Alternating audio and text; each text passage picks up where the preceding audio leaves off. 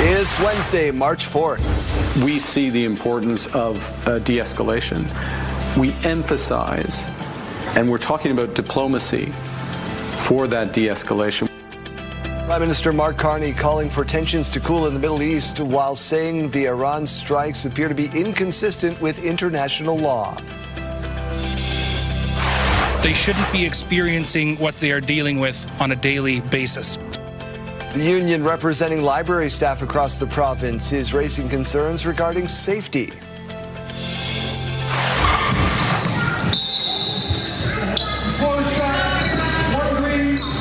I love basketball, and that's what it is. A Saskatchewan basketball referee attempting to set a Guinness World Record. His story coming up. Stay with us, Saskatchewan. Your morning starts right now.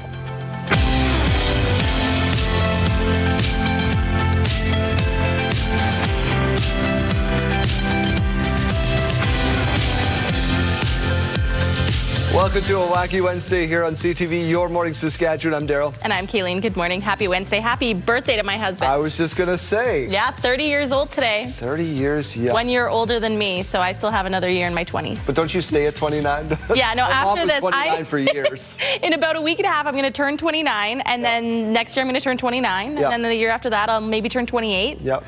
Yeah. Ish. Maybe back to 29 after that. Hope there's good temperatures for that. Let's get to your newscast for this part of the hour. Israel has now hit dozens of military targets across Tehran as airstrikes in Iran continue.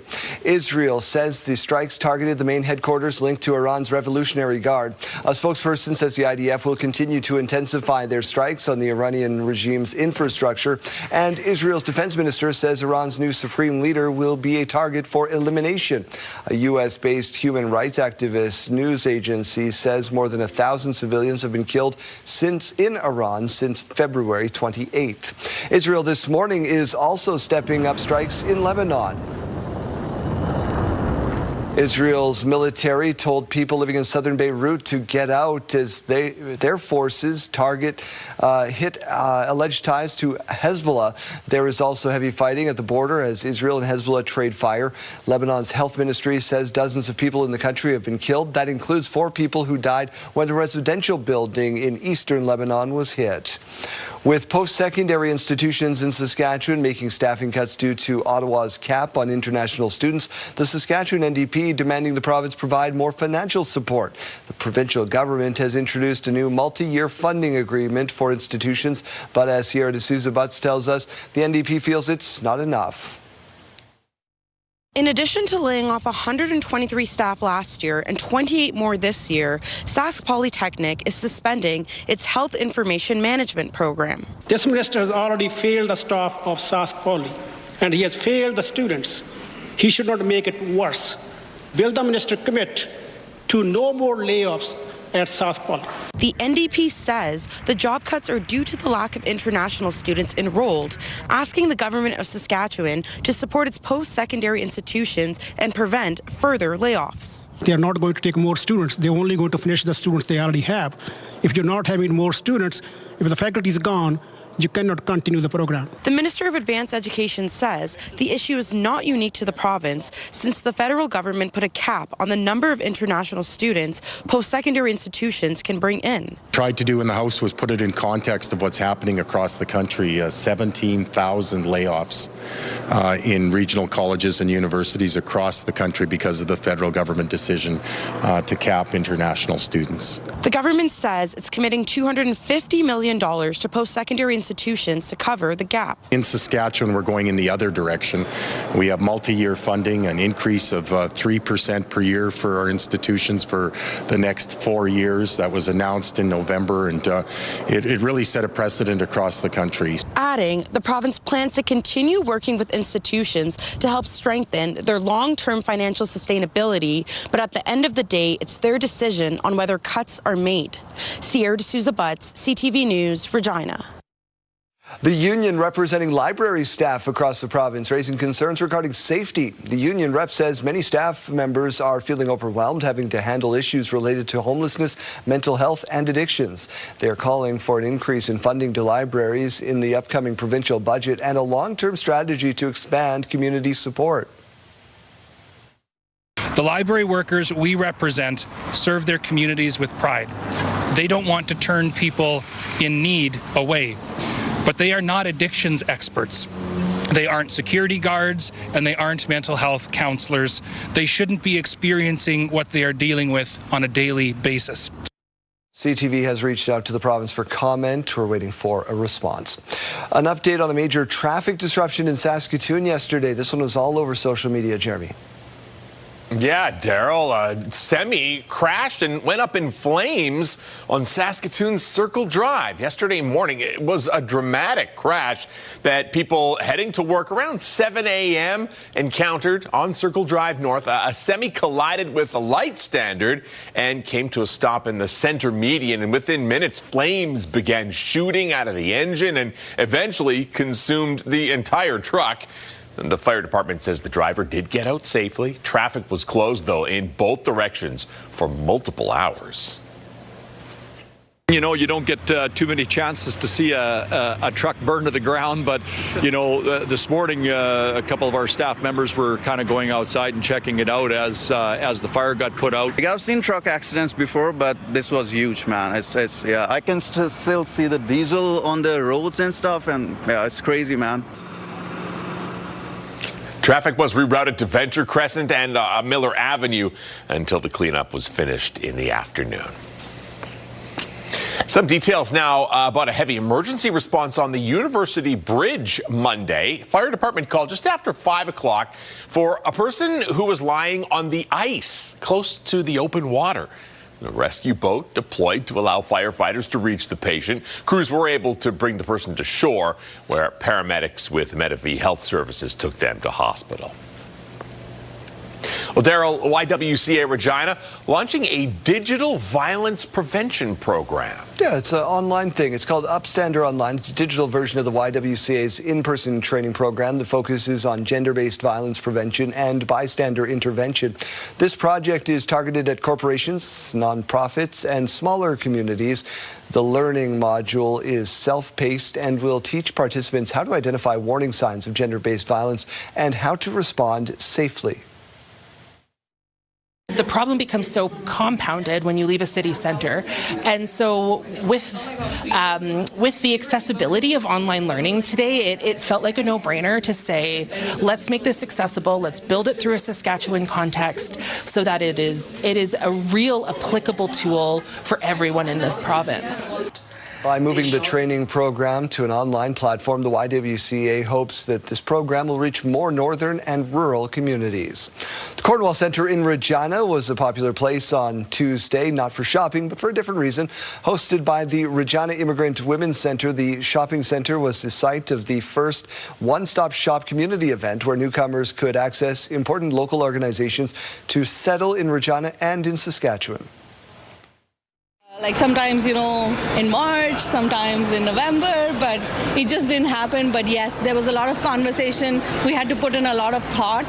We just needed to make sure that we're able to support the people as best as possible. So bring all those services together, which would really help them just as a one-stop shop.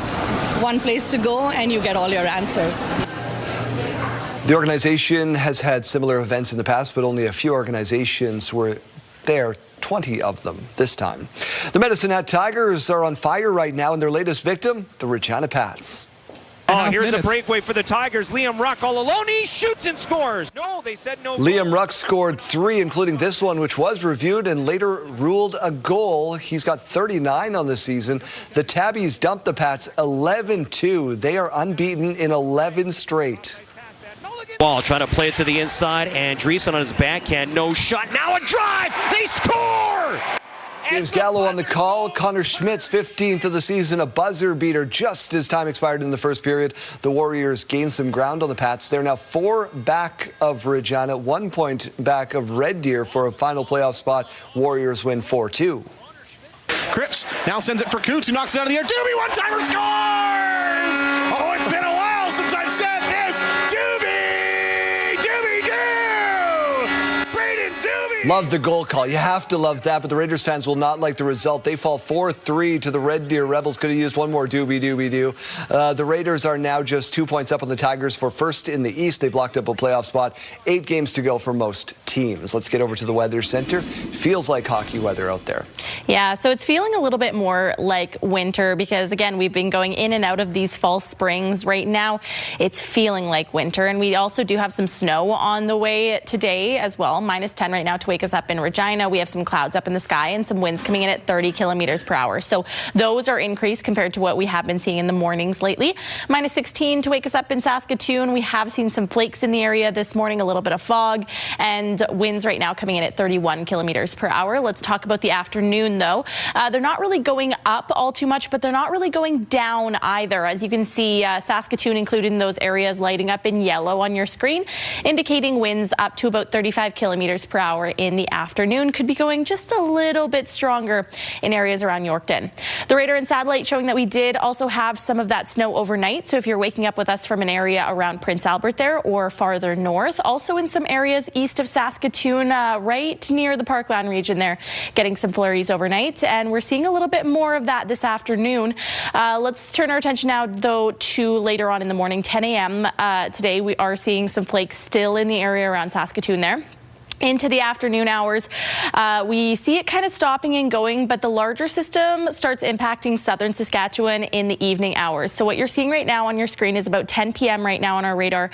We're seeing swift current with some snow. Other areas in the southwest corner of the province getting some freezing rain or just plain rain. That system heads right over top of Regina overnight and continues to impact parts of central and southern Saskatchewan into later tomorrow morning. Into the afternoon hours, we start to see it trying to push off into Manitoba. Today's forecast with those temperatures, we are seeing them cool off quite significantly in some areas compared to what we have been seeing the past few days. Prince Albert down to -17 this afternoon, -12 in Saskatoon and -14 in the Battlefords. Keep in mind that the wind chill is going to make it feel colder today. -13 in Yorkton, -9 in Regina, and -3 for swift current. 7-day forecast showing that tomorrow will be quite similar in Regina. -8 in the afternoon. Again, seeing some of those flakes into the early afternoon. 0 degrees for Friday, 6 degrees on Saturday, and 6 degrees on Sunday. Some more rain on the way for the weekend. In Saskatoon, -8 tomorrow, -1 on Friday, 5 degrees on Saturday, and 2 degrees on Sunday.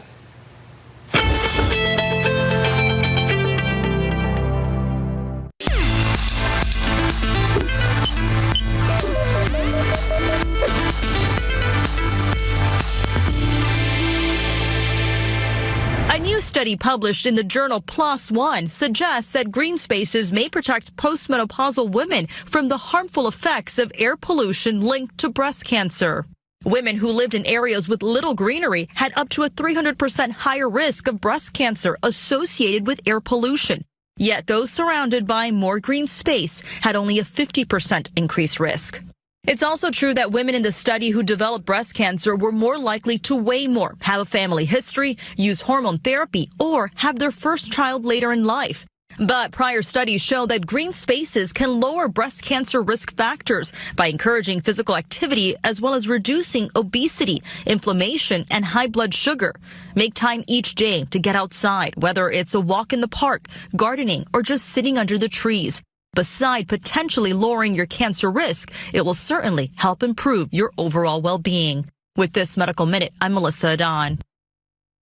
Health Report, brought to you in part by SEIU West, Saskatchewan's first healthcare union.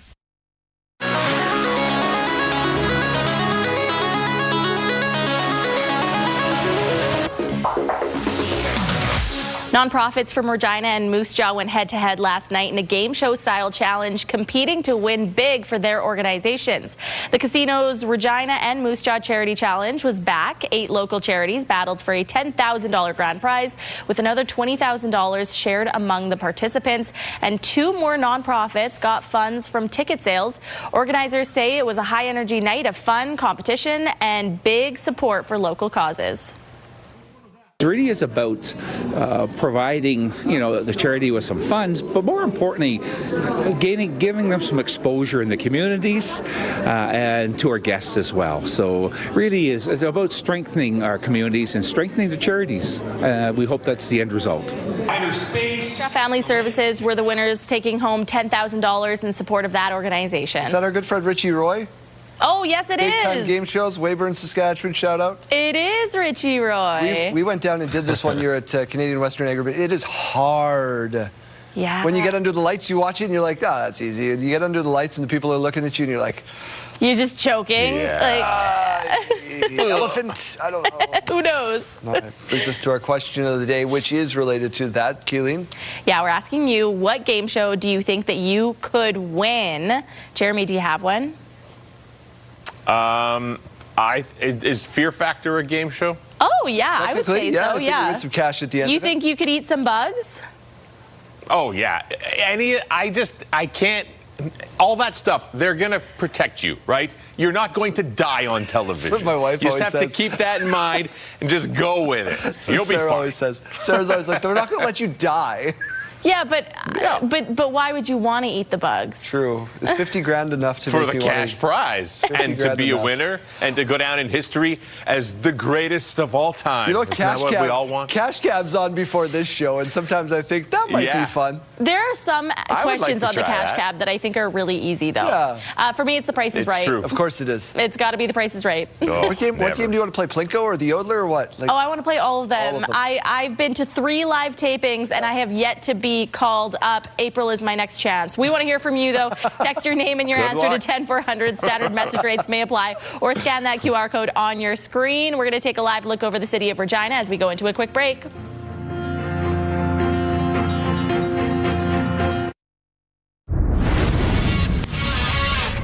Hello there, Kara Wagland in the Sports Center newsroom with your must-see moment from Tuesday. And for it, we take you to the ice. We got a little NCAA women's hockey.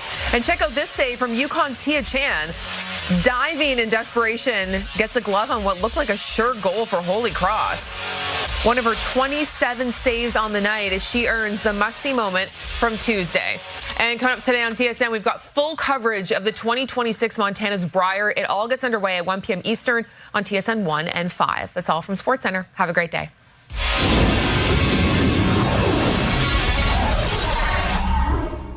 Regina basketball official is trying to write his name into the record books, not for the game that he's calling, but for how long he's been calling them. Donovan Mace reports. In this Regina gym, an elementary girls basketball game has become one part of a potential Guinness World Record, but not due to the performance of any player. Aptly known as Big Mike, Michael Martirana runs up and down the floor at the spry age of 80 as he attempts to be the oldest active basketball official in the world. I love basketball, and that's what it is. Growing up on the streets of the Bronx, New York, basketball has been in Martirana's life for more than 7 decades. We played almost every day. He continued to hoop well into his 50s. That's a good call. You're making it foul in number 11. As a former teacher and high school coach, he didn't start his career as a referee until almost his 60s. I never liked referees at all. I didn't like them. I thought they were unfair, unjust, didn't know what they were doing. But when I became one, I became more appreciative of the job that they do. Attempting the world record, his daughter's idea. And she said, "Dad, how are your knees?" I said, "They're okay. I've had 2 knee surgeries, replacements, right? And your legs?" I go, "Yeah, still fairly strong." To earn the title, he has had to confirm his age with Guinness and provide proof he is working official games through game sheets and video. The last requirement they said to me was, "We want you to do 1 game a month with the basketball for the entire basketball season. That's all, 1 game a month." Easy peasy, I can do that. The job is a labor of love for the veteran official. He's quick to offer advice and encouragement in game to the young players. If there was, 3 seconds in the key, he tells them what they did, and he takes the time to help the kids learn and grow. Those are fouls? These are fouls. No. And now finds the most joy in mentoring younger referees like JL. I don't think anyone would be able to beat his record for a long time, so I think he's a one-of-a-kind kind of ref. Passing along his decades of knowledge to the next generation. This helps somebody. This helps people, kids, especially the kids. I really care about them becoming better. 1 month out from his 81st birthday, Martirana has no plans to hang up the whistle anytime soon. And someone said to me, well, if you get the Guinness Book of World Records and next year you come back and you do it, you can break your own record. I never thought about that. I didn't think about it in those terms. I said, well, I'll just keep doing it as long as I can do it. Donovan Mace, CTV News, Regina. Your school day forecast is brought to you by CAA School Safety Patrol, working together to keep our school zone safe. If you're heading out to catch the bus in Regina, we're at -10, -16 up in Saskatoon. So a cool start to the day yet again. By lunchtime in Regina, we'll only be sitting at about -11, and by final bell up slightly to -9. Clouds all throughout the afternoon. By lunchtime in Saskatoon, -14, and by final bell sitting at that expected daytime high of -12. Just a little bit of sunshine poking through those clouds. As we go to break, here's a look at those gas prices. The common price, $136.9 for Regina. The lowest you might find is $116.9. In Saskatoon, the common price, $135.9, and you might find it for as low as $124.9. In the farm markets this morning, we find the street price of canola sitting at $646.53 per ton, and the futures price at $706.60 per ton. Amber Durham wheat now at $278.59 per ton, and red spring wheat at $268.62 per ton. And the Canadian dollar is up ever so slightly by that decimal point, 73.08 cents. Egg in the Classroom is back. We'll learn more about that program's plans in just a few minutes. Stay with us.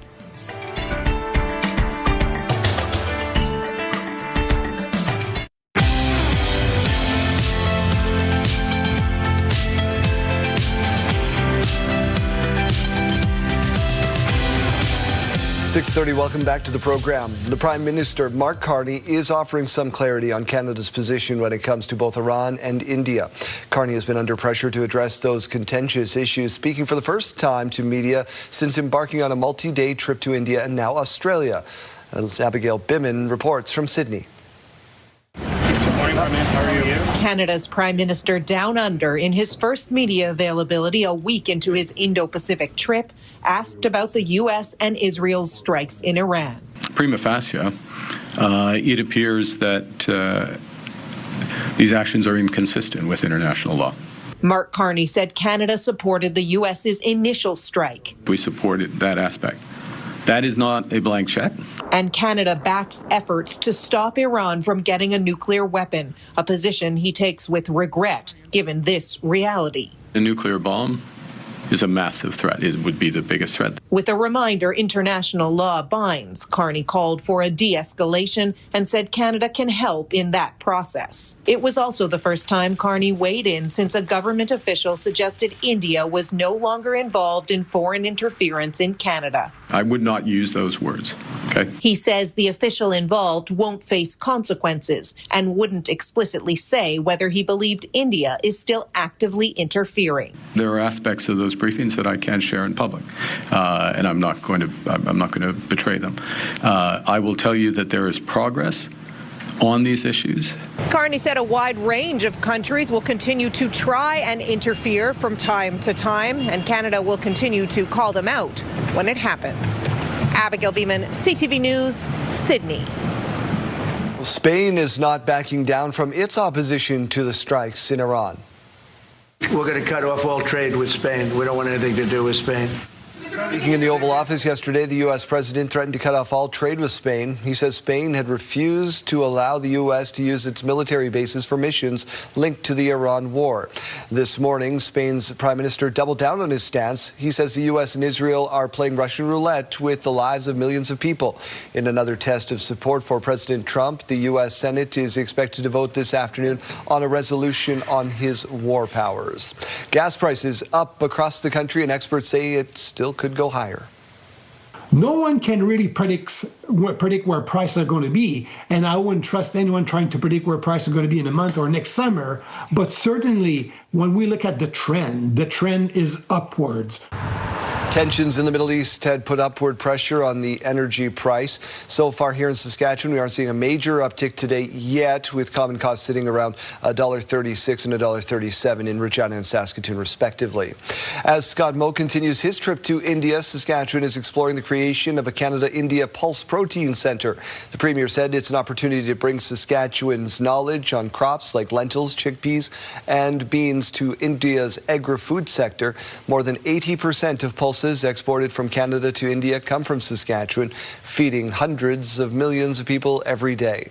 The centre will be developed by the University of Saskatchewan and the National Institute of Food Technology, Entrepreneurship and Management in India. The first new tenant for the old Prince Albert pulp mill has been announced. BMI Group, the new owners of the mill, signed a memorandum of understanding with Michigan-based Plum Gas Solutions to pursue the development of a compressed natural gas plant. The plant would use an existing natural gas pipeline on the property, adding a new connection for a high-capacity CNG fill station. The project aims to supply fuel to nearby industrial and mining operations. BC's chief coroner has now called an inquest into the mass shooting in Tumbler Ridge. To examine the circumstances surrounding these 9 deaths, identify any systemic or procedural issues, and make evidence-based recommendations aimed at preventing similar loss of life in the future. There are a number of unanswered questions around mental health, firearms oversight, and the role of artificial intelligence. Opposition parties are calling this a good first step, but they say a coroner's inquest isn't enough to get all the answers. Some people are calling for a full public inquiry. Meanwhile, Canada's AI Minister Evan Solomon will meet with OpenAI CEO Sam Altman to talk safety. This follows revelations about the shooter's ChatGPT account. Despite events in Mexico last week involving the drug cartel and Mexican government, travelers in Saskatchewan don't seem to be very bothered. CAA Travel says there was a quick blip in bookings to Mexico it just lasted a couple of days. The Government of Canada website still has a travel advisory urging caution. With deep freeze temperatures at home, he says the draw of sun and sand lingers. CAA says there won't be any last-minute deals linked to last week. We want to get out of 40 below to go to 25 to 35 above, right? I mean, we like the beach, we like the sun, we like the food, and we love the people. CAA says global uncertainty is nothing new for the travel industry, but from the pandemic to conflicts in the Middle East and the war in Ukraine and Russia, he says, Terry Kazis, that is, bookings may dip briefly, but travelers tend to return quite quickly. Let's go to Draw 12 at the Montana's Briar, the battle for first place in Pool B. Kevin Cooey and Matt Dunstone, both 4-0 so far. Second end, Alberta up 1-0. This is one of the best shots from a second you will ever see. Manitoba's E.J. Harnden with his first goes yellow onto red onto yellow, wipes out the 2 Alberta stones. The only stone left in the rings belongs to Manitoba and is tucked behind a guard. Unbelievable shot from Harnden. Manitoba would score 2 in the end. Whew, yeah, not bad, young man. 8th end is where we go to next. Now 5-4 Manitoba. Cooey trying to get his 2 for the lead, but that Manitoba stone tucked in behind the guard. Watch this, navigating past the traffic. Nice weight control. That's good for a deuce. Alberta squeaks by 7-6. Cooey stays perfect at 5-0.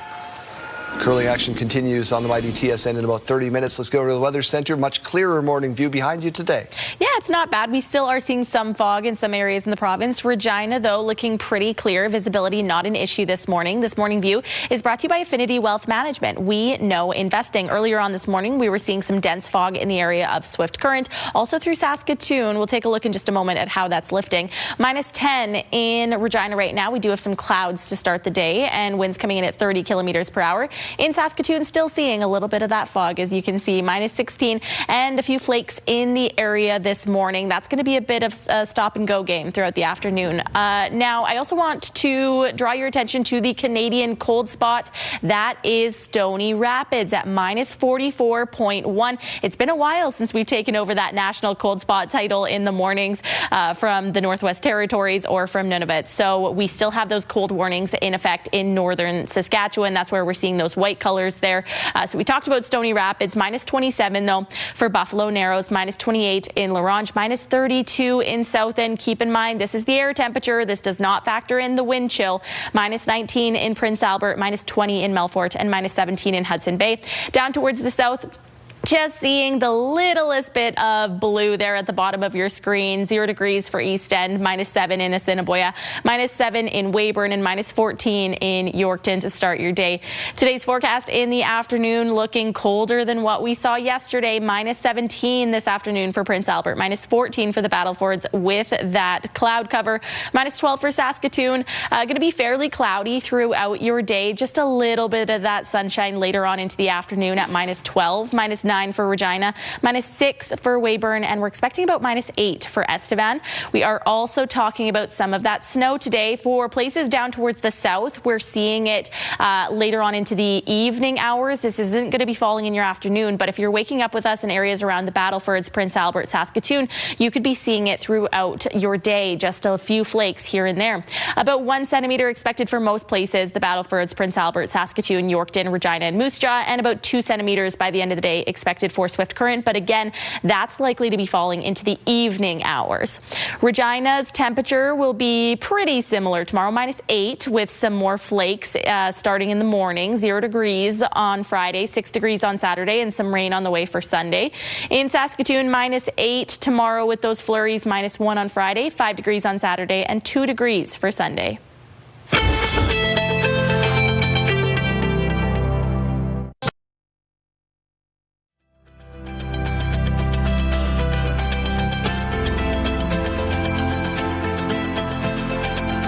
Canadian Agriculture Literacy Month is celebrating ag in the classroom in our province. It's Sarah Shimka who runs that charge, and she is in Saskatoon this morning. Thank you so much, Sarah, for doing this. Oh, thank you, and good morning. Remind us what Ag in the Classroom is and what it does. For sure. So Agriculture in the Classroom is a registered charity, and we offer a number of programs and resources to students and teachers all across the province to help them connect to agriculture and learn about this important industry. It's the 15th annual Ag Literacy Month. Just how important is that to your organization? Well, this is really one of our flagship programs, and it is a national program. And here in Saskatchewan, it's such an exciting program for us because we match up volunteers from the agriculture industry all across the province who go into the classroom and share their personal stories and deliver some programming for us. So this year we'll be reaching over 7,000 students from 182 schools across the province. We think of ourselves as an agriculture province, and we are, but are you surprised ever by the time you get into the classroom and learn just how many kids don't know about farm to plate? Yeah, it's really astonishing. Here in Saskatchewan, we think, oh, it's a rural town. People must know about agriculture. And more students are disconnected from the farm. I think as farms become a little bit more complex, more modern, students themselves are less involved. And our rural communities aren't only farmers that are part of the communities. There's many people living, in the towns as well. And so as the disconnection grows from actually being on the farm, what we're seeing is that there's really a lack of understanding and a lot of misconceptions around our food and a lot of the production practices that farmers are using on their farms. You've got a great initiative. It's called CALM. Can you tell us about it? Yeah, it's really simple. So during CALM, the whole month is all about celebrating agriculture and really bringing agriculture literacy up in the classroom. And the absolute best way to do that is for students to have a chance to talk to farmers and people working in the agriculture who are responsible for growing their food. Students are super curious. They have a lot of fantastic questions, and the best people to give the answers are people who are actually doing the work. And so that connection in the classroom really helps to build the trust in agriculture and that confidence in the food system. It's crucial to what you do and how you do it. If somebody's out there and they want to help, they have maybe a farm or they have some knowledge that they want to pass on, how do they get a hold of you and get that relationship started? Absolutely. So the easiest way to find us is to visit our website at www.aitc.sk.ca. And there's a whole lot of different ways that somebody can get involved with us. And farm tours are coming up. So I'm glad that you mentioned that because we will be looking for farm tour hosts all across the province. Sarah, thank you so much for your efforts and your time this morning. Hey, thank you very much and have a great day.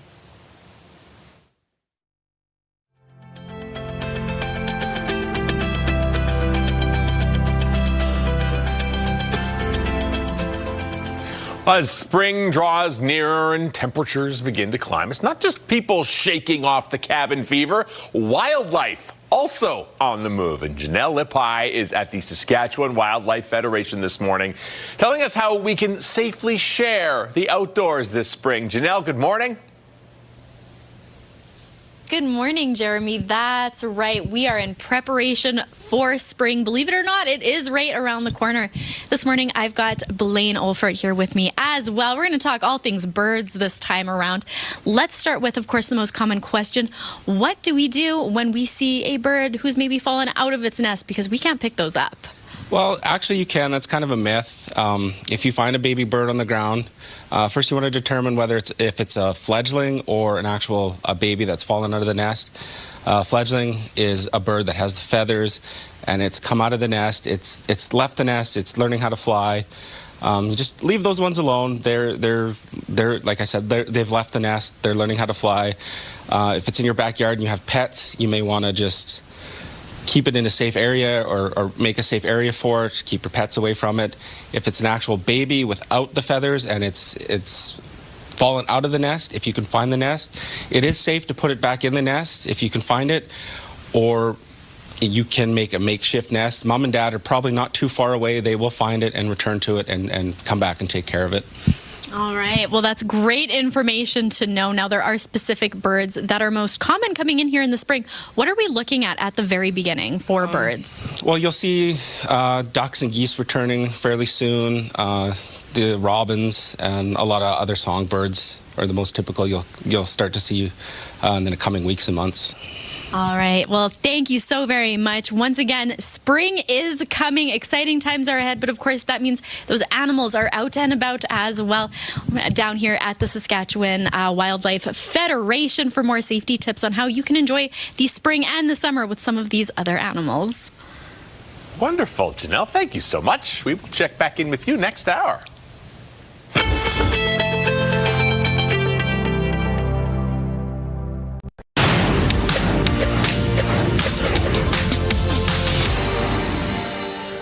Stocks appear to be rebounding while the U.S. dollar looks like it's halting a two-day rally after a report that Iran made indirect contact with the U.S. to try and negotiate an end to the war in the Middle East, boosting hopes that the conflict could be short-lived.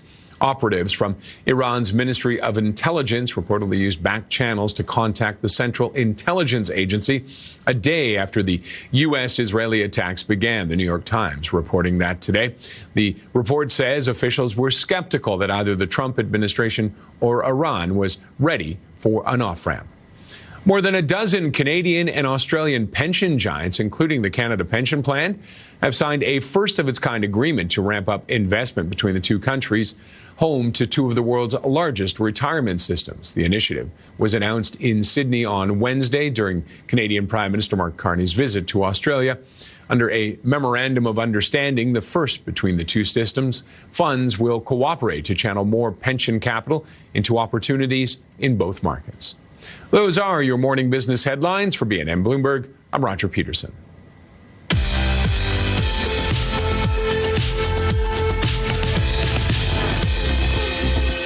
It's March 4th, and we have these milestones to share with you. We'll start off with a big happy birthday going out to Jalen. He's turning 10 years old today. We hope you have a great day. Lots of love from your mom, dad, Taylor, Nason, and Lennox. Turning 8 years old today is Ezra. Happy birthday to you. Your mom and family are sending you a lot of love, saying they hope you have a special day and that you deserve it. Happy 65th birthday wishes going out to Liz. We got a message telling you happy birthday and to enjoy your retirement. Congratulations. And happy 30th birthday going out to my husband, Tyler. The best dad and husband. We love you so much. Brought to you by Harbor Landing Village, an award-winning senior care and living community in Regina. If you have a milestone coming up, send us an email to yourmorningsaskatchewan@ctv.ca or simply scan that QR code on your screen. Please send those in at least one day in advance. Chase, what's going on the radio today? We are talking about a debate raging online right now. It started off as a harmless little joke done by a Tampa Bay airport where they said that they were going to ban pajamas. No longer would you be allowed to fly in your PJs.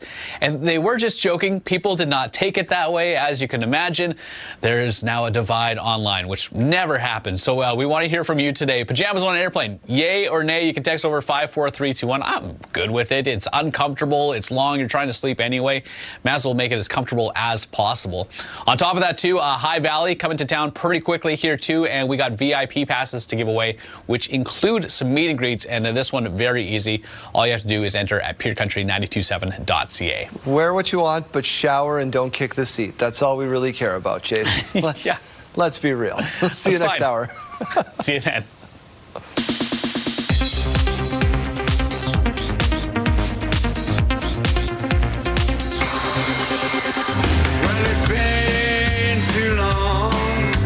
Since we've seen each other.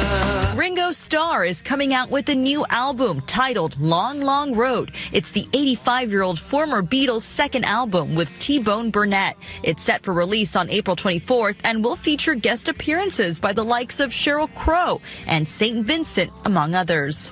Power is a curious thing. Game of Thrones is getting a big screen adaptation. A movie set in the world of Westeros is now in the works at Warner Brothers. No word yet on what the story is about or when the movie could come out. There's a snake! After making more than $1 billion in theaters, Zootopia 2 is now headed to streaming. The animated family film hits Disney Plus on March 11th. Disney is the parent company of ABC News. And happy birthday to Everybody Loves Raymond star Patricia Heaton. She turned 67 today. And that's what's happening in Hollywood. Melissa Dawn, ABC News.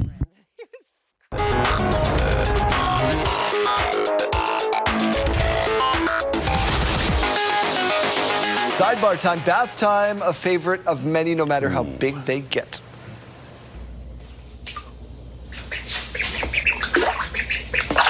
Did not expect a duck. Oh my goodness, watch as he dives. Just hangs out. Look at that rubber. It looks like one of those Dawn dish soap commercials where they clean the duck with the dish soap. Yes. Look, he's got a little spa made up. Oh, look at this spoiled duckling. Oh, how baby. sweet. There you go. He gets bigger and he's still having a time. Where do you get Tupperware containers that big? Oh, to be a duck having bath time. JD, what do you got for us? Okay. Let's take a look. Oh, yeah. We're going to talk about snow now. A blank canvas, basically, for those who want to be creative.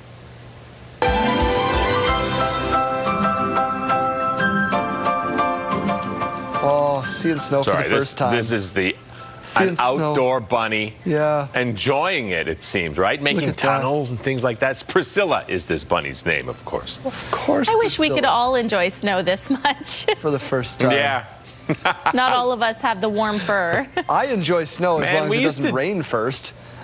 We used to do that as kids. We would make tunnels and the whole front yard would be a massive maze, and I can't even imagine. Now I just look at it and think of the shoveling effort. My back would hurt, yeah. I want to build some tunnels. We're back right after this.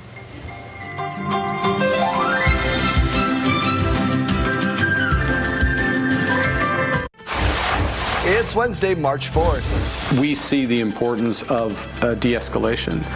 We emphasize, and we're talking about diplomacy for that de-escalation. The Prime Minister calling for tensions to cool in the Middle East. We will look at the weapons and how they were obtained. A coroner's inquest has been announced into the deadly mass shooting in Tumbler Ridge, but some wonder if it'll be enough to prevent future tragedies.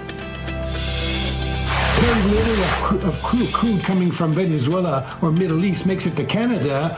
The impacts on prices are felt around the planet. Global effects of tensions being felt here in Canada as gas prices take a jump overnight.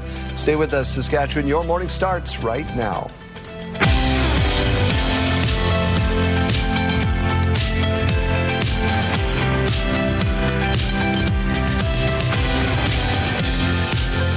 Welcome to Your Morning Saskatchewan. I'm Daryl. And I'm Kayleen. Good morning and happy Wednesday. Happiest Wednesday to Tyler, your husband. Happy birthday, 30th birthday. It's a big one. Big one. Big plans? No big plans. I asked if he wanted to go out, and he said all he wanted to do was just stay in. But he did say last night as we were going to bed, he said he thinks his 30s are going to be his best year. He wants to sit at home and yell at another Oilers loss. That's what he wants to do. Happy birthday to you. Let's get to news. Turkey and NATO says NATO air and missile defenses intercepted a ballistic missile from Iran that was headed toward Turkish airspace. This as the U.S. and Israel intensified their airstrikes in Iran. This video shows damage from 5 days of U.S.-Israeli strikes on Tehran. The Israeli military says Iranian security headquarters were struck in overnight attacks.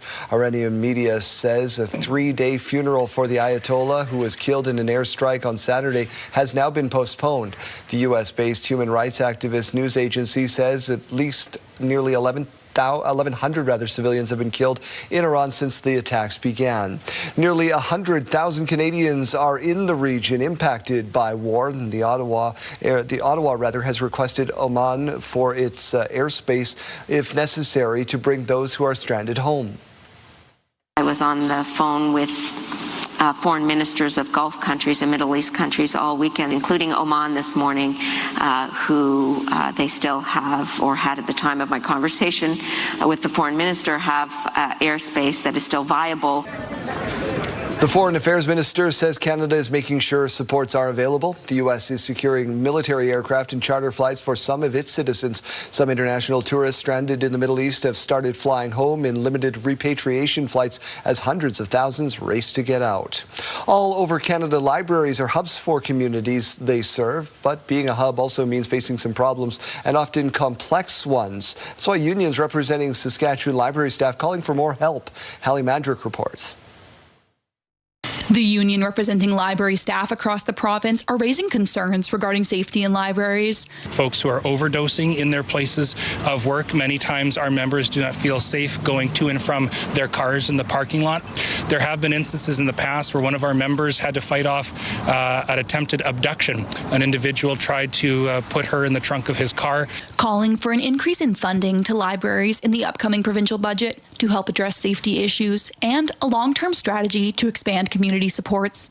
Peterson says many staff members are feeling overwhelmed, having to handle issues that are far outside of the job description. They don't want to turn people in need away, but they are not addictions experts. They aren't security guards, and they aren't mental health counselors.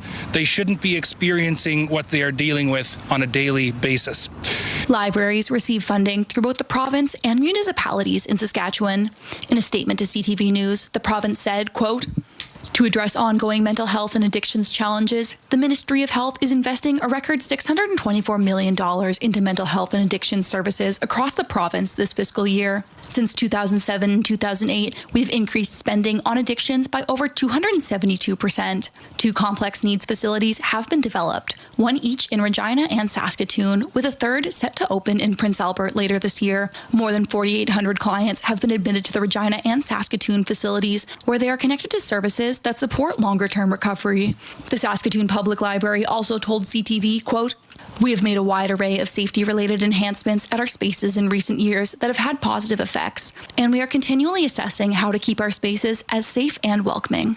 Peterson says the feeling of uncertainty among library staff continues to grow. Those folks coming into the library because they have no other place to go. There aren't supports and services available for them. In other places outside of Saskatoon, we've had members lose fingers because of machete attacks, and the list goes on. Hallie Mandrick, CTV News, Saskatoon. Dramatic crash on Circle Drive yesterday. The video in this next story is incredible, Jeremy. Yeah, Daryl, this crash backed up traffic for hours yesterday morning. A semi collided with a metal post before catching fire. Keenan Sorokon has more on the fiery start to the day. People heading to work on Saskatoon's busiest road Tuesday saw flames shooting to the sky. Just before 7 a.m., a semi veered into the center median on Circle Drive near Miller Avenue and collided with a metal pole.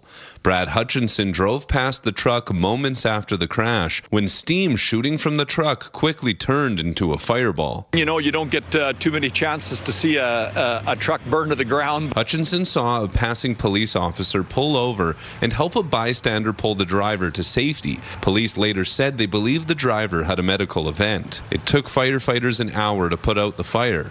After that, a crane and other crews had to move in to clear the wreckage and slice the large pieces of metal before moving on to clear the truck in the afternoon. The staff at O'Brien's Automotive had a front row seat to all of the work. I've seen truck accidents before, but this was huge, man. Yeah, I can still see the diesel on the roads and stuff, and yeah, it's crazy, man. With east and westbound traffic closed, vehicles were rerouted along Miller Avenue or on Venture Crescent. It took Rochelle Franklin over an hour to get to work at David's restaurant. So far today, I've seen one person as opposed to my regulars that are not here. The area was cleaned up just after 2:30 as a crash that won't soon be forgotten made for a slow day in the area. It's crazy just how many people are caught in traffic for hours. Businesses are definitely affected by the lack of movement on Circle Drive. Keenan Sorakan, CTV News, Saskatoon. Well, Daryl, YWCA Regina launching a new violence prevention program, a digital one. Yeah, it's called Upstander Online. It's a digital version, of course, as you mentioned, for the YWCA's in-person program that focuses on gender-based violence prevention and bystander intervention. Project is targeted at corporations, nonprofits, and smaller communities. The learning module is self-paced and will teach you about how to identify warning signs of gender-based violence and safely respond. The problem becomes so compounded when you leave a city center, and so with the accessibility of online learning today, it felt like a no-brainer to say, let's make this accessible, let's build it through a Saskatchewan context so that it is a real applicable tool for everyone in this province. By moving it online, the YWCA hopes that this program will reach more people in northern and rural communities. Turning now to layoffs at Saskatoon tech firm Vendesta. CTV's Laurel Woodward has more on the jobs that are affected and why. Vendesta has confirmed layoffs at its Saskatoon office. The tech company says 20 employees, about 3% of its workforce, have been let go. Most of the jobs were in content creation. In a statement to CTV News, Vendesta says the software market is being reshaped by AI, and the cuts are part of its strategy to adapt and remain profitable. 3% doesn't sound like a lot, but those are 20 individuals, and in a community like ours where, everybody knows everybody. I think those ripples are felt a bit broader. Statistics Canada estimates about 60% of Canadian workers are in jobs highly exposed to AI-related transformation. Rather than resisting it, I think it is a matter of embracing it and sort of upskilling and trying to figure out, well, how can you use these new tools to do your job better? And while AI can be a useful tool, Professor Nikola Gradojevic cautions companies of moving too fast. So you can replace humans with AI. It's going to be much cheaper. But the problem is, will the quality of your service increase or deteriorate as a result? He points to his own experience with bank chatbots, often ending up needing a human. I'm very much in support of AI, and I've been working with AI for a long time, but we need to introduce it step by step. We cannot have huge leaps. It's too much hype. And when I see too much hype, I become suspicious. Laurel Woodward, CTV News, Saskatoon. The Medicine Hat Tigers are on fire right now, and their latest victim was a Regina Pats. Oh, here's a breakaway for the Tigers. Liam Ruck all alone. He shoots and scores. No, they said no. Liam Ruck scored 3, including this one, which was reviewed and ruled a goal. He's now got 39 on the season after last night. Tabbies dumped the Pats 11-2. They are unbeaten in their last 11 straight. Ball trying to play it to the inside. Andreessen on his backhand. No shot. Now a drive. They score! Connor Schmidt's 15th of the season, a buzzer beater as time expired in the first period. The Warriors do gain some ground on the Pats. They're now 4 back of Regina, 1 point back of Red Deer for that 8th and final playoff spot. Warriors win this one 4-2. Cripps now sends it for Coots, who knocks it out of the air. Doobie one-timer scores! Oh, it's been a while since I've said this. Doobie! Doobie-doo! That's a fabulous goal call. I love that, but the Raiders fans don't like the result. They lose 4-3 to the Red Deer Rebels last night. Raiders are now just 2 points up on the Tigers for first place in the East. 8 games to go for most teams. Residents in Saskatoon are encouraged to watch for a seasonal visitor to the city. It's a sure sign of spring. The annual Pelican Watch contest put on by Meewasin Valley Authority, returning for another year between now and March 31st. You are invited to guess the time and date of the first pelican touching down between the CPR Bridge and the Weir. The contest offers up prizes and it's been running since 1996. Meewasin says the earliest arrival on record was April 2nd, while the latest was April 21st. So get those guesses in now. And Kayleen, you can help this thing by warming up the temperatures if you just get on the phone with Mother Nature. Hey, I always say I don't control the weather, I just read it. Temperatures have gone down compared to what we saw yesterday. So it's feeling once again like winter. We're out of that fall spring. Don't worry, it'll be back soon. But minus 11 right now for Regina. We have seen some flakes in the area this morning. We're not quite seeing the fog that we saw yesterday morning for Regina. At least there are some areas right around Swift Current where we were seeing some visibility issues earlier on this morning. Winds right now have gone down just slightly. They're coming in at 28 kilometers per hour. In Saskatoon, 33 kilometer per hour winds. Again, we have seen some flakes this morning and a little bit of that fog, minus 17 to wake us up. Now, the hot and cold spots we talked about a few minutes ago, but they haven't changed all too much, just down by a decimal point in Stony Rapids.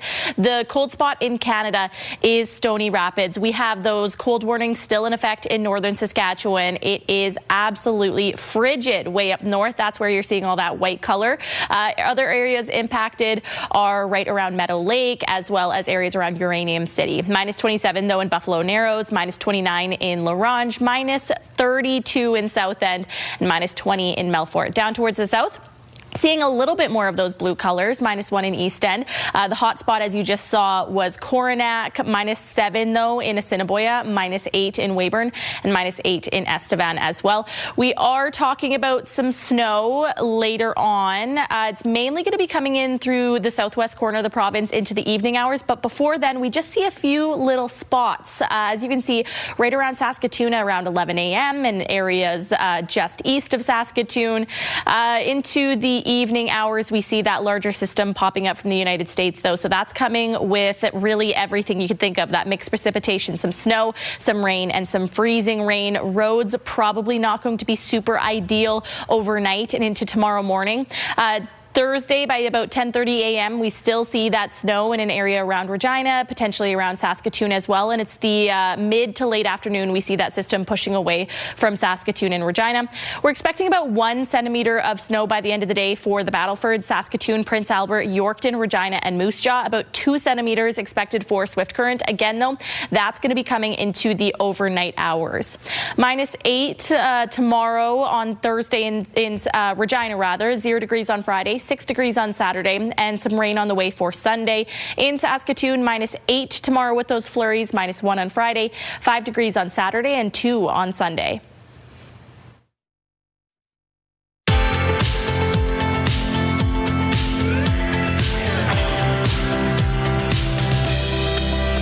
We're taking a look at your rural forecast. We are seeing temperatures colder compared to what we saw yesterday. Minus 17 for Spiritwood, minus 14 for Meadow Lake with some flurries, minus 17 in Melfort, minus 15 in Wynyard. Mainly cloud cover there this afternoon. Down towards the south, more of the same. We're seeing colder temperatures compared to what we have seen, and a whole lot of clouds. Minus 4 for Assiniboia, 0 degrees for Coronach, minus 13 for Broadview, and minus 15 for Kenora. Let's take a look at Central Butte, where internet plans up to 1 gig are available from SaskTel. Minus 6 this afternoon. Into the evening, we'll start to see some of those flurries in the afternoon. Just enjoying a lot of that cloud cover. East winds coming in up to 35 kilometers per hour. Hello there, Kara Wagland in the Sports Center newsroom with your must-see moment from Tuesday. And for it, we take you to the ice. We got a little NCAA women's hockey. And check out this save from UConn's Tia Chan. Diving in desperation, gets a glove on what looked like a sure goal for Holy Cross. One of her 27 saves on the night as she earns the must-see moment from Tuesday. And coming up today on TSN, we've got full coverage of the 2026 Montana's Brier. It all gets underway at 1 p.m. Eastern on TSN 1 and 5. That's all from SportsCenter. Have a great day.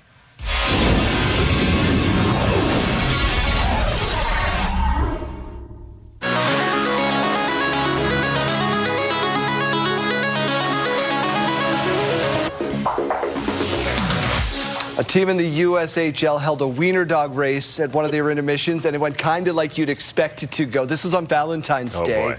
I want to take you to Sioux Falls, holding their 19th annual wiener dog races in support of the Dakota Dash-In Rescue. Moly. Sioux Falls played as the Fighting Wiener Dogs. They had special jerseys and a special name for the night. They did beat Des Moines 4-2. The real winner, everybody who got to see this chaos. This is so cute. Look at them go. So many. Look at those weenies run. Half of them went sideways. There's the winner. Look at them. Yay. Aww. Finally got across. Regina Pats, Swift Current Broncos, PA Raiders, do this. Please. We are absolutely begging for this. Pick a dog breed. We don't care which one. It'll be cute either way, and just send us the video. Absolutely. Invite us to host it. Let's get over to our question of the day.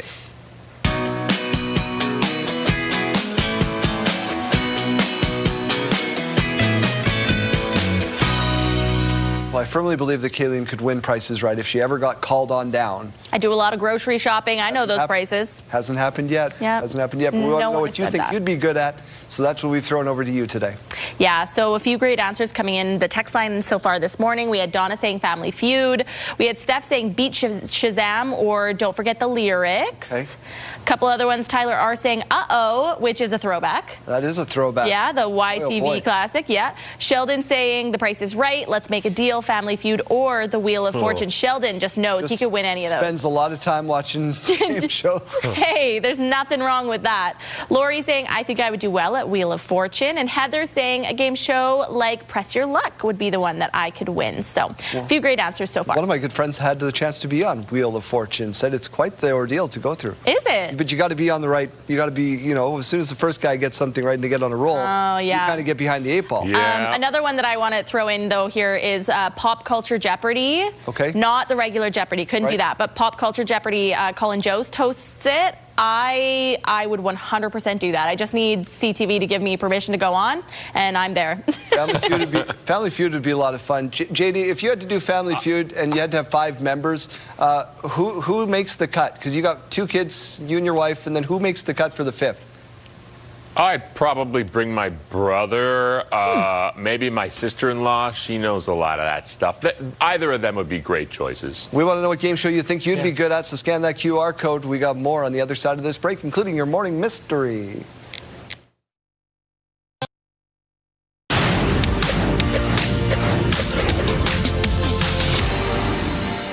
This morning, the trial that could lead to the breakup of Live Nation is underway in New York. A jury set to decide whether the entertainment giant, which combined with Ticketmaster in 2016, is driving up prices in the music industry. It's me. In opening statements, a Justice Department lawyer pointed to the pre-sale event for Taylor Swift's Eras Tour in 2022, when Ticketmaster's site was overwhelmed and crashed, saying, "This case is about power, the power of a monopolist to control competition.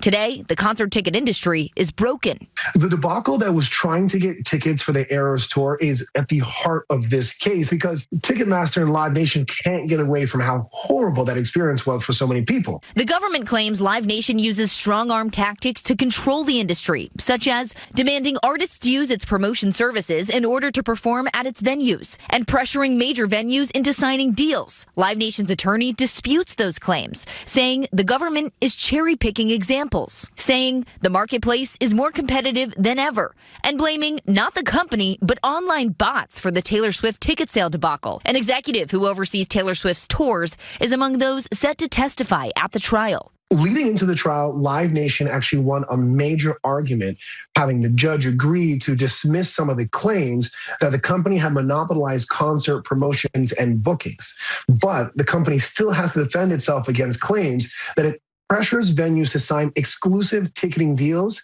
and makes artists use its concert promotion services. The trial is expected to last 6 weeks. Sophie Flay, ABC News, New York.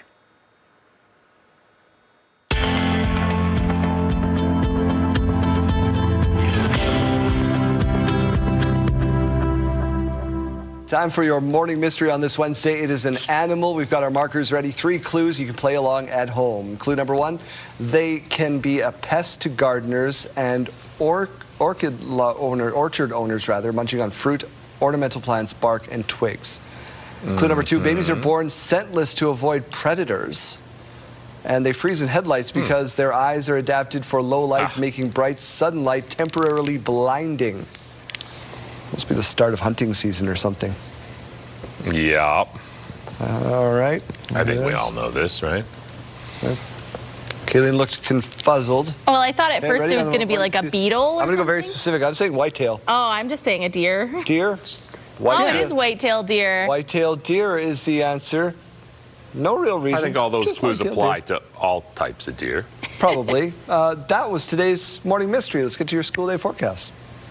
Dreaming of an unforgettable adventure? Indulge in the magic of Hong Kong. Enter for a chance to win a trip for 2, courtesy of the Hong Kong Tourism Board. The prize includes round-trip flights on Cathay Pacific, 4 luxurious nights at the Park Lane, Hong Kong, $1,000 spending money, and a 3-day pass granting access to over 20 amazing attractions. Enter online at ctvregina.ca or ctvsaskatoon.ca. Scan the QR code on your screen, and good luck. Studio consideration provided by Father's Furniture, specializing in quality Canadian-made furniture. Your school day forecast is brought to you by CAA School Safety Patrol, working together to keep our school zone safe. If you're heading out to catch the bus in Regina, -11 right now. Cooler through Saskatoon at -17 with that cloud cover. By lunchtime in Regina, still at -11. Continuing to see some pretty heavy cloud cover all throughout the afternoon. Just a little bit more of that sunshine coming through around the lunchtime hour in Saskatoon, -14. And by final bell, -9 for Regina and -12 in Saskatoon. As we go to break, here's a look at those rising gas prices. Today, the common price has stayed in Regina at $136.9. The lowest you might find, though, has gone up, $116.9. In Saskatoon, the common price, $135.9, and the lowest you might find is $124.9. In the farm markets this morning, the street price of canola, $646.53 per ton, and the futures price, $706.60 per ton. Amber durum wheat now at $278.59 per ton, and red spring wheat at $268.62 per ton. The Canadian dollar is up just slightly. It's at 73.08 cents U.S. After the break, we'll take a look at Draw 12 from the Montana's Brier. Stay with us.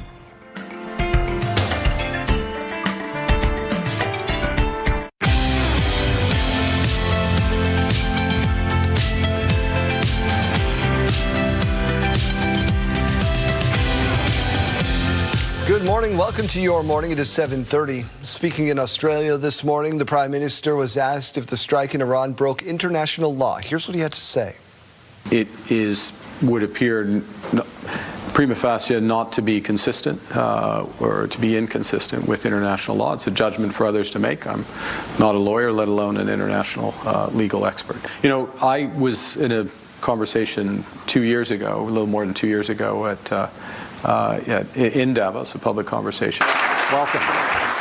Prime Minister Mark Carney also called the conflict an example of the failure of the international order. He says despite decades of sanctions and diplomacy, Iran's nuclear threat remains. The Prime Minister has faced criticism for initially backing strikes on Iran. He was speaking at a think tank this morning on his second day of his Australian visit. On his first official international trip as opposition leader, Pierre Poilievre proposed a new trade partnership in London that he says would strengthen existing ties. When the treaties and agreements that allow us to trade freely face upheaval, we need to double down and deepen our ties with our oldest and most trusted friends. Instead of shrinking markets behind tariffs, we should expand opportunities among friends. That is why I believe the time has come for a partnership between Canada, the United Kingdom, and Australia, and New Zealand, a modern Kanzuk. There goes great. Poilievre is set to depart for Berlin today, where he will deliver a keynote speech on the transatlantic relationship. Spain not backing down from its opposition to strikes in Iran. We're going to cut off all trade with Spain. We don't want anything to do with Spain. Speaking in the Oval Office yesterday, the U.S. president threatened to cut off all trade. He says Spain had refused to allow U.S. to use its military bases for missions linked to the Iran war. This morning, Spain's prime minister doubled down on his stance. A warning now from Canada's Digital Intelligence Agency over possible cyber attacks. The Canadian Centre for Cybersecurity states pro-Iran hacktivists will likely view Canada as a target due to Canada's public support of the U.S.-Israel military activity. The warning is for crucial infrastructure operators and other possible targeted entities to remain vigilant to threats posed by cyber actors aligned with Iranian interests. As Premier Scott Moe continues his trade trip to India, Saskatchewan exploring the creation of a Canada-India Pulse Protein Centre. The Premier had said it's an opportunity to bring Saskatchewan's knowledge on crops like lentils, chickpeas and beans to India's agri-food sector. More than 80% of Pulse's exported from Canada to India come from this province, feeding hundreds of millions every day. The centre will be developed by the University of Saskatchewan and the National Institute of Food Technology Entrepreneurship and Management in India. For the first time, a new tenant has moved into the old Prince Albert pulp mill. BMI Group and the new owners of the mill signed a memorandum of understanding with Michigan-based Plum Gas Solutions to pursue the development of a compressed natural gas plant. The plan would use an existing natural gas pipeline on the property, adding a new connection for a high-capacity CNG fill station. The project aims to supply fuel to nearby industrial and mining operators. The government of Saskatchewan announced that post-secondary Ukrainian students in the province will continue to receive tuition relief for the next 4 years. The extension allows those who arrived in the province under the Canada-Ukraine Authorization for Emergency Travel to continue paying domestic tuition rates instead of international rates at post-secondaries. Honestly, it means a lot for me and the other students because we feel welcomed in this country, in this province. It's a big relief on finance for those families. The province says 35 students have benefited from the Ukrainian tuition relief program since its launch in 2023. Despite events in Mexico last week, CAA Travel says it doesn't seem to be bothering any of their travelers. CAA said it was a quick blip in the bookings to Mexico the last couple of days. The Canada government still lists travel advisories on their website, urging caution. With deep freeze temperatures at home, Terry Kazis from CAA Saskatchewan says sun and sand, that desire lingers. There won't be any last-minute deals, though. We want to get out of 40 below to go to 25 to 35 above, right? I mean, we like the beach, we like the sun, we like the food, and we love the people. CAA says global uncertainty is nothing new for travel, from the pandemic to conflicts in the Middle East and Russia and Ukraine. He says the bookings do dip briefly, but travelers tend to return quite quickly. Draw 12 at the Montana's Brier, a battle for first place in Pool B. Kevin Cooey and Matt Dunstone, both 4-0 so far. Second end, Alberta up 1-0, and this is going to be one of the best shots from a second you will ever see. Manitoba's E.J. Harnden with his first goes yellow onto red, onto yellow, wipes out 2 Alberta stones. The only stone left in the rings belongs to Manitoba, and it's tucked behind the guard. Unbelievable shot from Harnden. Manitoba would score 2 in the end. Yeah, not bad, right? Eighth end is where we go to next now. 5-4 Manitoba. Cooey trying to get his 2 for the lead. Watch this. That Manitoba stone is tucked behind the guard. Cooey is going to navigate past the traffic. Nice weight, nice control. That's good enough for a deuce. He's one of the best in the biz for a reason. Alberta wins it 7-6. Cooey now 5-0. Only a matter of time before companies started making smartphones for pets. You heard me right, smartphones for pets. The pet phone made its debut at the World Mobile Congress in Spain. It's mounted on a pet's collar. When it senses a lot of barking or agitation, the phone automatically calls the owner. The camera allows the owner to see what's going on while they speak to their pet. Oh boy. Why? You know what I'm going to say. Yeah, it's why. I'm Oh, the mailman's there. Oh, good. Yeah. Oh. Technology hasn't gone too far. Yeah. Somebody's going to buy it, though. Yeah. Oh, yeah, for sure. People are going to buy it. That's why they keep producing these things. Let's turn our attention here to the morning view. It's brought to you by Affinity Wealth Management. We know investing. In Regina, we're at -11, not seeing that dense fog that we saw yesterday. So that's a plus for our morning. We do have a few flakes in the area, not coming down a lot right now, but just so you know, for your commute, some winds coming in at 28 kilometers per hour. In Saskatoon, -17. We have been seeing quite a bit of cloud cover there this morning, a little bit of fog, not so bad though, not really impacting visibility as much on those roads. Winds coming in at 33 kilometers per hour. Now, winds for the afternoon, they're not really going to go up, but they're also not really going to go down. We're going to see them remaining fairly consistent throughout the day today. All those areas lighting up in yellow there. We're seeing them gusting up to about 35 kilometers per hour. The Battlefords could see them up to about 40 kilometers per hour. Prince Albert as well, but pretty similar to what we are seeing this morning. Futurecast showing that we are going to be seeing some snow in the province today. You can see some very spaced out spots around Prince Albert, around Saskatoon, north of the Parkland region there. However, it's into the evening hours that we see the larger system coming up from the United States there and in from Alberta.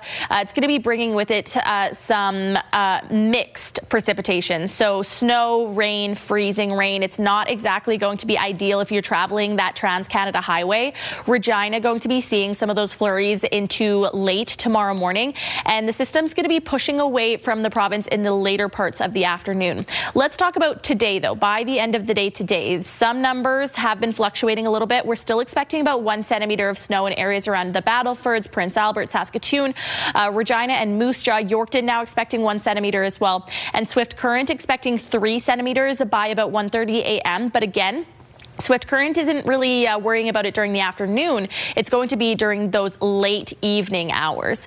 Today's forecast with the temperatures showing we are dropping compared to the past couple days. -3 for Swift Current, -8 for Moose Jaw, -9 this afternoon in Regina, -12 for Saskatoon, and -17 for Prince Albert. Tomorrow, pretty similar, -8 in Regina with those flurries, 0 degrees on Friday, 6 degrees on Saturday, and 6 degrees on Sunday.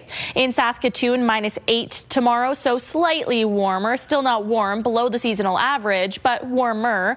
-8 on Friday, 5 degrees on Saturday, and 2 degrees on Sunday.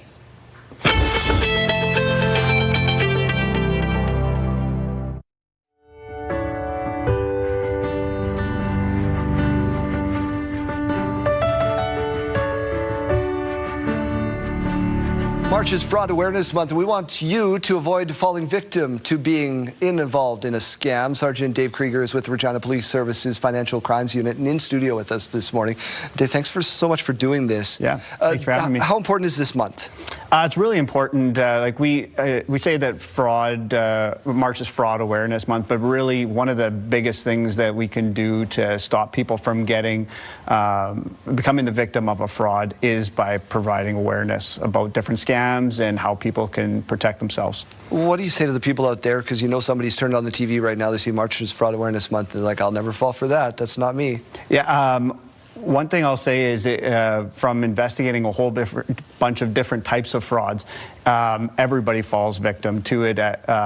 There's all age groups, all walks of life. I've investigated files this year with doctors, lawyers, police officers being the victims. The big thing is that these groups are getting so sophisticated with their methods of doing the frauds that it becomes sometimes very difficult to see the fraud that's actually going on. Well, they're getting creative too. They're getting very creative, yes. I got one the other day I was selling something on the online marketplace, right? And somebody said, can I pay for it now via transfer and pick it up tomorrow between 5 and 9? Yeah, no problem. Send me the thing. Looks like it all went through. Check your balance. Make sure it goes through.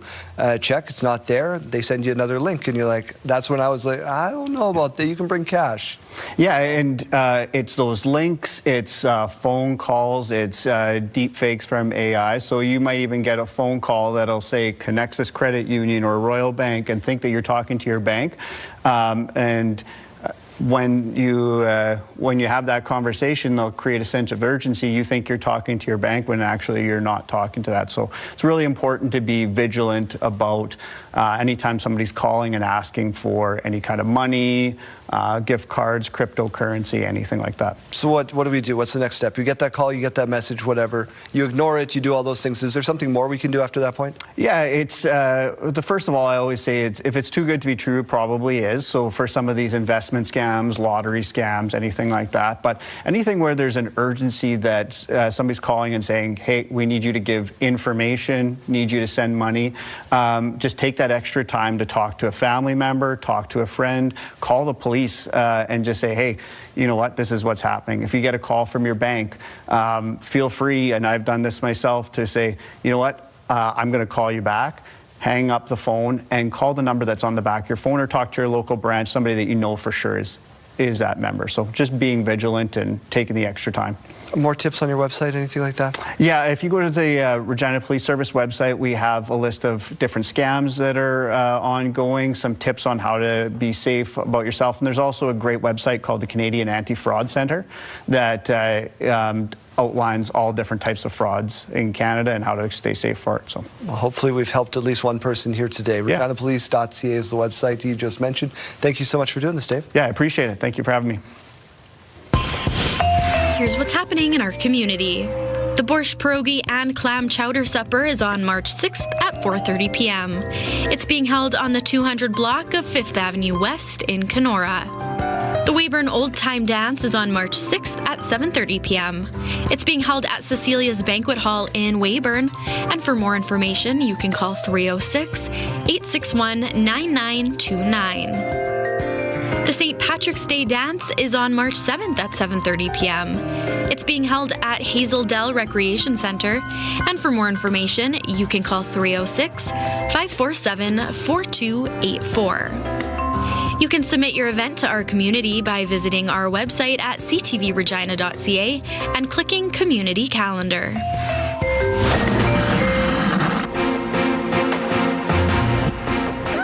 Judy, your new neighbor. Yeah? Well, we're loud. Don't expect us to apologize for it. ZPD's first rabbit officer, Judy Hopps. Zootopia hopped into theaters 10 years ago this week. On the surface, it was a fun animated movie about a rabbit police officer. This is priority one. Hopps. Parking duty. Sir, I'm not just some token bunny. But under that, it took a look at systemic issues, including racial profiling, prejudice, and sexism. The movie earned more than $1 billion, and its sequel, Zootopia 2, is now the highest-grossing Hollywood animated film of all time. They're all sloths?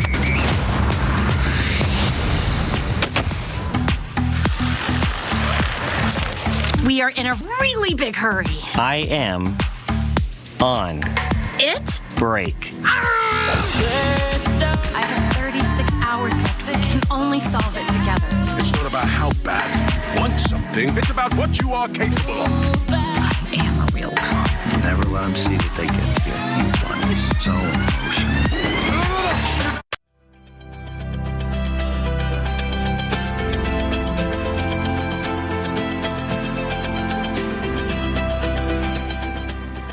After months of bundling up, the warmer weather's slowly making a comeback, but we're not the only ones stepping back outside.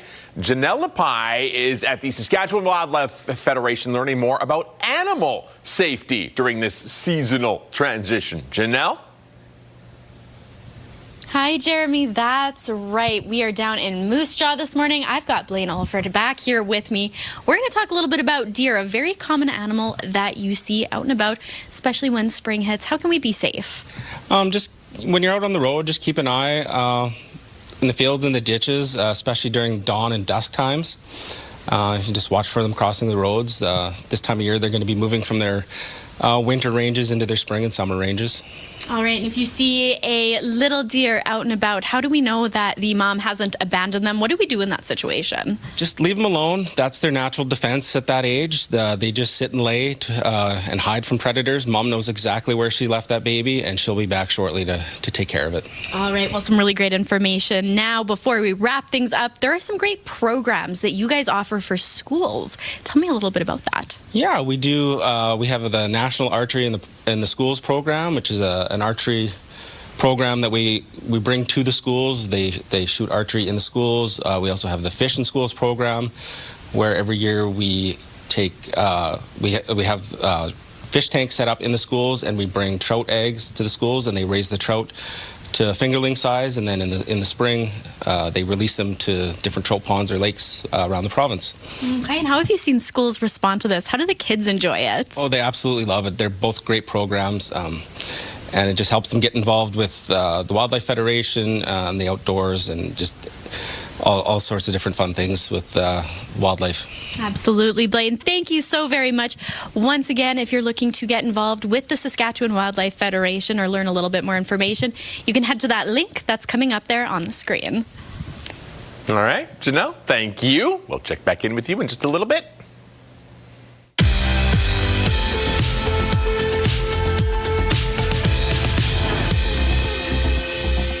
It's March 4th, and we have these milestones to share with you. We'll start off with a big happy birthday going out to Jalen. He's turning 10 years old today. We hope you have a great day. Lots of love from your mom, dad, Taylor, Nason, and Lennox. Turning 8 years old is Ezra. Happy birthday to you. Your mom and family are sending you a lot of love, saying they hope you have a special day. You deserve it. Happy 65th birthday wishes going out to Liz. We got a message telling you happy birthday and to enjoy your retirement. Congratulations. And happy 30th birthday going out to my husband, Tyler. The best dad and husband around. We love you. Milestones, brought to you by Harbor Landing Village, an award-winning senior care and living community in Regina. If you have a milestone coming up, send us an email to yourmorningsaskatchewan@ctv.ca or simply scan that QR code on your screen. Please send those in at least one day in advance. All right, what's the next song up? Can you send it out to Tyler? That's Keelan's husband. It's his birthday today. Oh, it's JoJo Mason, but it's Let Me Down Easy. That's well, that's maybe not the that next one. one is You Look Like I Love. You Look Like You Love Me is the next one, so maybe we'll go with that one. That sounds better. That sounds better for his drive to daycare this morning. Happy birthday! You let me down easy. What a special date there. Also coming up this morning, 8 o'clock, we'll have your next keyword for the Pure Country Passport. We're into our final 2 days here. This is for a trip to Jamaica at that gorgeous Sandals Resort, so don't miss out. 8 o'clock the next one, then every 2 hours right till 6 o'clock. Plus, we're going to talk about the world's most dangerous cafe. It's all about the neighborhood it's in. And no, there's no robberies, there's no thefts there. It's on the side of a cliff. How to get to it, what you have to do to get all the way down there. I'm curious how the coffee would taste. Probably I would send the Skip the Dishes driver down there, but with a bigger tip. Keelan says for next time, you could lie. You could just say it's any other love song on the planet. Okay. Lying, that's the lesson here. Oh, I guess so. I don't know. Bye. We'll see you tomorrow.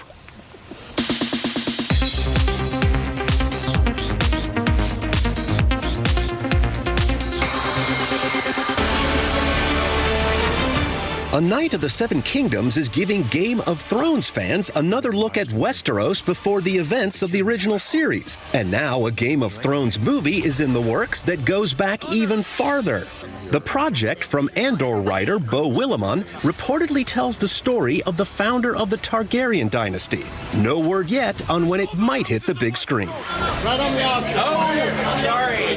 Bowen Yang and Alan Cumming are leading a new effort to support the next generation of LGBTQ filmmakers. They're launching the Necessary Foundation, which will provide annual grants to emerging talent.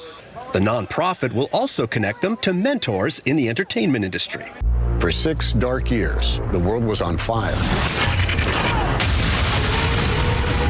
A conflict that toppled empires and reshaped the modern world. The History Channel is taking a fresh look at World War II with a little help from a Hollywood A-lister. World War II with Tom Hanks examines the conflict through a modern lens. The 20-episode documentary series debuts, appropriately enough, on Memorial Day. In Hollywood, I'm Douglas Hyde.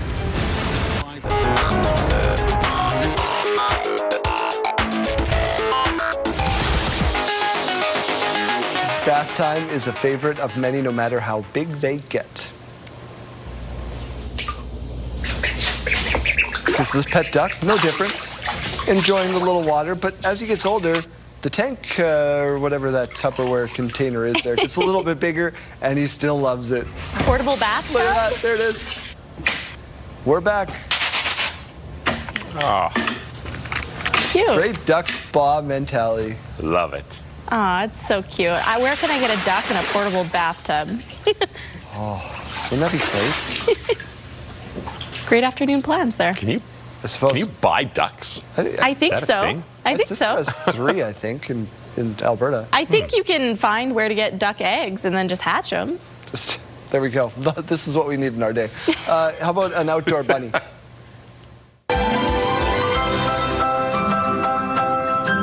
His first time in the snow. Little Priscilla just splashing around.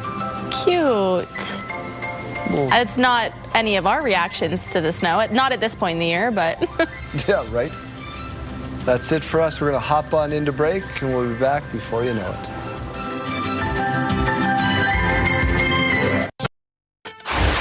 It's Wednesday, March 4th. We see the importance of de-escalation. We emphasize, and we're talking about diplomacy for that de-escalation. Prime Minister Mark Carney calling for tensions to cool in the Middle East. They shouldn't be experiencing what they are dealing with on a daily basis. The union representing library staff across the province raising concerns about safety.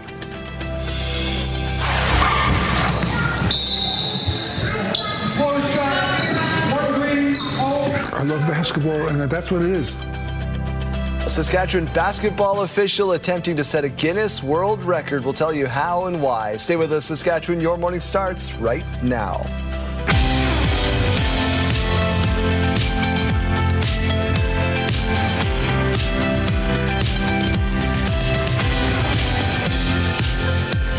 Welcome to Your Morning Saskatchewan. I'm Daryl. I'm Kayleen. Good morning and happy Wednesday. Really excited to share that story with you about the official. He is 80 years young, and he's been doing this for as long as anybody in this town can remember. So congratulations to him.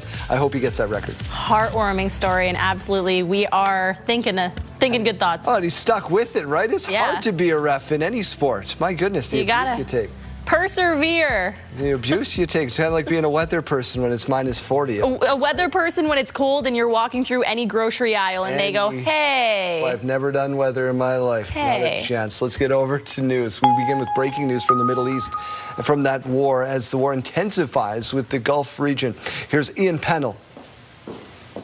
Overnight, Israel launching massive strikes in Tehran, targeting dozens of Iranian command centers and missile launchers. And this morning, we're learning more about the American service members killed in that Iranian strike on a U.S. tactical operations center in Kuwait Sunday. The Pentagon identifying 4 of them as 35-year-old Captain Cody A. Cork, 42-year-old Sergeant First Class Noah L. Tijens, 39-year-old Sergeant First Class Nicole M. Amor, and Sergeant Declan J. Cody, just 20 years old. His family saying in the statement, he was just a baby, adding, he was so kind and so amazing. Iran ramping up its retaliatory strikes. The U.S. military base in Baghdad, Camp Victory, reportedly sustaining damage. And now U.S. embassies and consulates in the region in the crosshairs.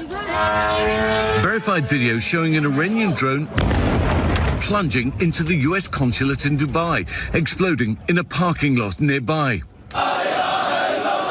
Overnight, hundreds of residents in Najaf, Iraq, holding a symbolic funeral for Iran-slain leader Ayatollah Ali Khamenei. Israel expanding a broad new wave of strikes on Iran's infrastructure overnight and further into the war's new second front in Lebanon, targeting the Iranian-backed proxy Hezbollah. Ian Pannell, ABC News. Nearly 100,000 Canadians are in the region impacted by the war, and the Ottawa has requested airspace if necessary to bring those who are stranded home. I was on the phone with foreign ministers of Gulf countries and Middle East countries all weekend, including Oman this morning, who they still have, or had at the time of my conversation with the foreign minister, have airspace that is still viable. Foreign Affairs Minister says Canada is making sure supports are available. The U.S. is securing military aircraft and charter flights for its citizens. Some international tourists stranded in the Middle East have started flying home in limited repatriation flights as hundreds race to get out. Global stocks closed lower yesterday after a volatile day brought the Dow down more than 1,200 points and amid lingering concerns of wider conflict in the Middle East. The Dow closed lower by 404 points or 0.33%, while stocks in Europe and Asia were also lower for a second day. Investors are watching for additional pressure on oil prices after Iran said Monday it would attack any ship passing through or attempting to pass through the Strait of Hormuz, the narrow channel off Iran's coast, which nearly 20% of the global oil consumption flows through. With post-secondary institutions in Saskatchewan making staffing cuts due to Ottawa's cap on international students, the Saskatchewan NDP demanding the province provide more financial support. The province has introduced a new multi-year funding agreement for institutions, but as Sierra de Sousa Butts tells us, the NDP feels it's not enough. In addition to laying off 123 staff last year and 28 more this year, Sask Polytechnic is suspending its health information management program. This minister has already failed the staff of Sask Poly, and he has failed the students. He should not make it worse. Will the minister commit to no more layoffs at Sask Poly? The NDP says the job cuts are due to the lack of international students enrolled, asking the government of Saskatchewan to support its post-secondary institutions and prevent further layoffs. They are not going to take more students. They're only going to finish the students they already have. If you're not having more students, if the faculty is gone, you cannot continue the program. The Minister of Advanced Education says the issue is not unique to the province since the federal government put a cap on the number of international students post-secondary institutions can bring in. Tried to do in the House was put it in context of what's happening across the country. 17,000 layoffs in regional colleges and universities across the country because of the federal government decision to cap international students. The government says it's committing $250 million to post-secondary institutions to cover the gap. In Saskatchewan, we're going in the other direction. We have multi-year funding, an increase of 3% per year for our institutions for the next 4 years. That was announced in November, and it really set a precedent across the country. Adding, the province plans to continue working with institutions to help strengthen their long-term financial sustainability, but at the end of the day, it's their decision on whether cuts are made. Sierra de Sousa Butts, CTV News, Regina. The union representing library staff across the province raising safety concerns. The union rep says many staff are feeling overwhelmed, having to deal with issues like homelessness, mental health and addictions, and are calling on an increase in funding to help deal with the crisis. The library workers we represent serve their communities with pride. They don't want to turn people in need away, but they are not addictions experts. They aren't security guards, and they aren't mental health counselors. They shouldn't be experiencing what they are dealing with on a daily basis. CTV reached out to the province. We're waiting for comment from them. Jeremy, an update over that traffic disruption, some incredible video coming out of your office yesterday. Yeah, Daryl, a semi crashed and went up in flames on Saskatoon's Circle Drive yesterday morning. It was a dramatic incident that people heading to work just before 7 a.m. encountered on Circle Drive North. A semi colliding with a light standard and came to a stop in the center median. Within minutes, flames began shooting out of the engine and eventually consumed the entire truck. Fire department says the driver got out safely. Traffic was closed in both directions for multiple hours. You know, you don't get too many chances to see a truck burn to the ground, but, you know, this morning a couple of our staff members were kind of going outside and checking it out as the fire got put out. I've seen truck accidents before, but this was huge, man. Yeah, I can still see the diesel on the roads and stuff, and yeah, it's crazy, man. Traffic was rerouted to Venture Crescent and Miller Avenue until cleanup was finished in the afternoon. Some details about a heavy emergency response on the University Bridge on Monday. The fire department called just after 5 o'clock in the afternoon for a person who was lying on the ice close to the open water. The rescue boat was deployed to allow firefighters to reach the patient. Crews were able to bring the person to shore, where paramedics with Medivie Health Services took them to hospital. And Daryl, you have more dramatic video. Yeah, trending online, a young woman in Ohio whose truck slipped off the snowy road, crashed upside down in a river. Sam Champion with the rescue. I need someone to shut this window and pop this door. This morning, dramatic body camera video capturing a desperate race against time to rescue a 19-year-old trapped in her overturned vehicle in freezing water rising around her. Please, God, please. How far is the water? I know it's. My head's barely up. Andy Burns was driving home from work Sunday night when she lost control on a slick, snowy road, plummeting 15 feet down a ravine and crashing into the cold, dark Little Miami River. I was terrified. It was completely blackout, pitch black. I didn't think that anybody could hear me or knew what happened, and I just started to freak out. Burns unable to escape, choking on water, but able to find a small pocket of air. Her Apple Watch, crash detection, calling 911. Please tell me, please. They're coming. They're coming. Just try to stay calm. Firefighters and sheriff deputies arriving on the scene and jumping into the water, racing to free her. Help me bring this back. Grab my hand, grab my hand. Grab both my hands, okay? Just the way that the car went in and flipped upside down altogether, that's a very, very dangerous car accident, wreck. What really, really helped her was her being able to stay awake and find that air pocket. And for her staying calm is very impressive. With the car just moments from filling up and just a few inches of that air pocket left, Burns was finally pulled from the truck. You got a rope to grab onto it. Yep, it's that cold water. Frightened and freezing, she's able to walk away with only bruises. Just overall, surviving that car accident of one being in the water is very, very, very lucky, very fortunate. God was definitely on her side for that. Hey, turn that rope. Incredible video all around. The Medicine Hat Tigers on fire right now. Their latest victim was the Regina Pats. Oh, here's a breakaway for the Tigers. Liam Ruck all alone. He shoots and scores. No, they said no goal. Liam Ruck had 3 on the night. The Tabbies beat the doors off the Pats 11-2 the final. Ball trying to play it to the inside, and Dreesen on his backhand. No shot. Now a drive. They score! As Warriors gain some ground on the Pats. They pick up a big win 4-2 last night over the Red Deer Rebels. Cripps now sends it for Coots, who knocks it out of the air. Doobie one-timer scores! Oh, it's been a while since I've said this. Doobie! Funny goal call. I like that one. But the result, not as funny for PA fans. 4-3 Red Deer wins. Let's get over to the Weather Center and talk to Kayleen Sawatsky about the conditions this weekend. Yeah, well, we're seeing temperatures that have gone down from the past few days because we've been coming in and out of those fall springs, as we know. This morning it is cool, minus 12 right now in Regina. We do have some winds coming in at 30 kilometers per hour, and we're waking up to quite a bit of cloud cover across the province this morning. Minus 17 in Saskatoon. We have seen a few flakes in the area right now. Winds are coming in at 33 kilometers per hour. We are talking about the winds this afternoon, and they aren't going up all too much across the province. We do see some reaching about 40 kilometers per hour for Prince Albert, North Battleford there, right around Hudson Bay as well. Other than that, Saskatoon, Regina seeing gusts up to about 35 kilometers per hour. Similar conditions, though, around Estevan, Yorkton, and Swift Current as well. Current temperatures, though, very cold up north. We do still have a cold warning in effect for areas around Stony Rapids, Uranium City there. So definitely bundling up. Minus 43 in Stony Rapids, keeping in mind that is just the air temperature. That does not factor in the wind chill. Minus 29 in La Ronge, minus 32 in South End.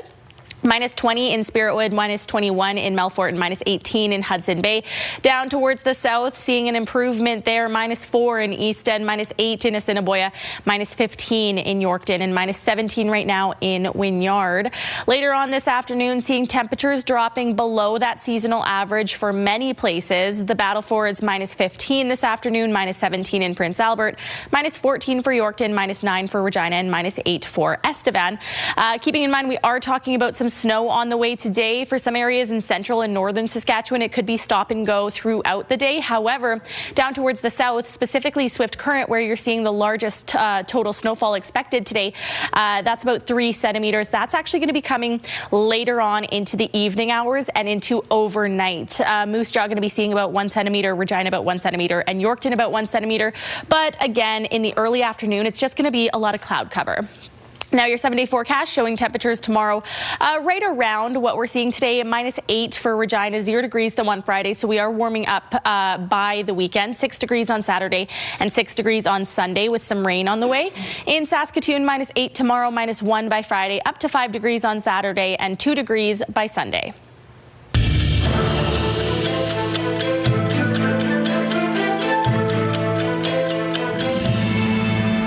This day in history, March 4th, 2018, former Russian spy Sergei Skripal and his daughter were poisoned with a nerve agent in Salisbury, UK.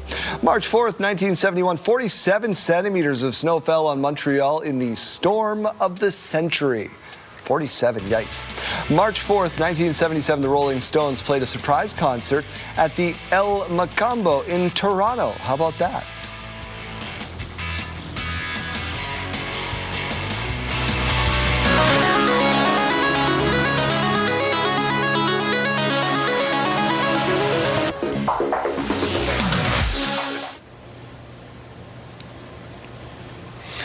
For Canadian engineering students, this is their Top Gun.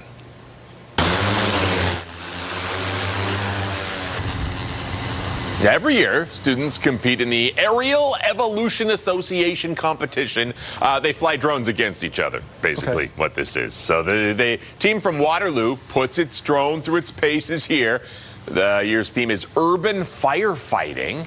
And that's why you see the drone shooting water at a target. There are about 20 schools that take part in this year's competition that's happening in Ottawa. That's not enough water, though. We need something with a little more water. Yeah, just a little bit more. I'm sure. Yeah.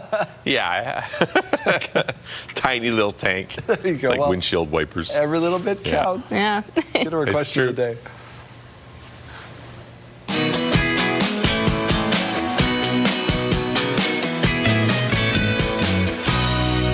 We've asked everybody at home what game show they think they could win. There was an event at Casino Regina in support of charity last night where they played a local version of Family Feud. Yeah, so we had another answer coming in saying The Wall. Not one I've watched. Have either of you seen it?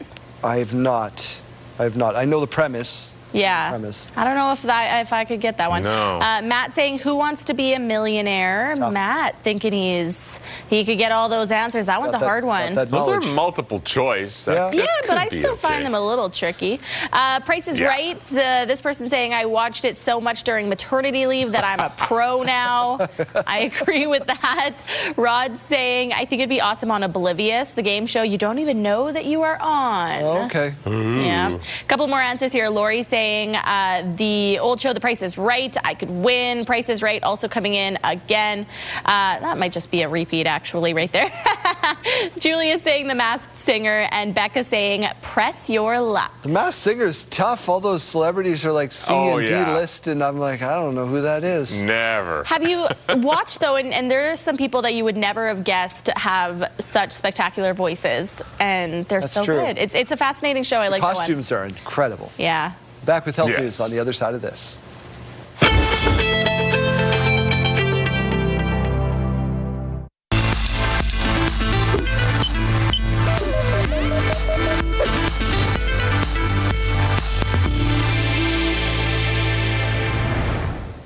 A new survey finds 2 in 5 Canadians say they are getting fewer than 7 hours of sleep per night. And experts say that is a public health concern. CTV's Brianne Foley has a wake-up call on the problem of sleep debt.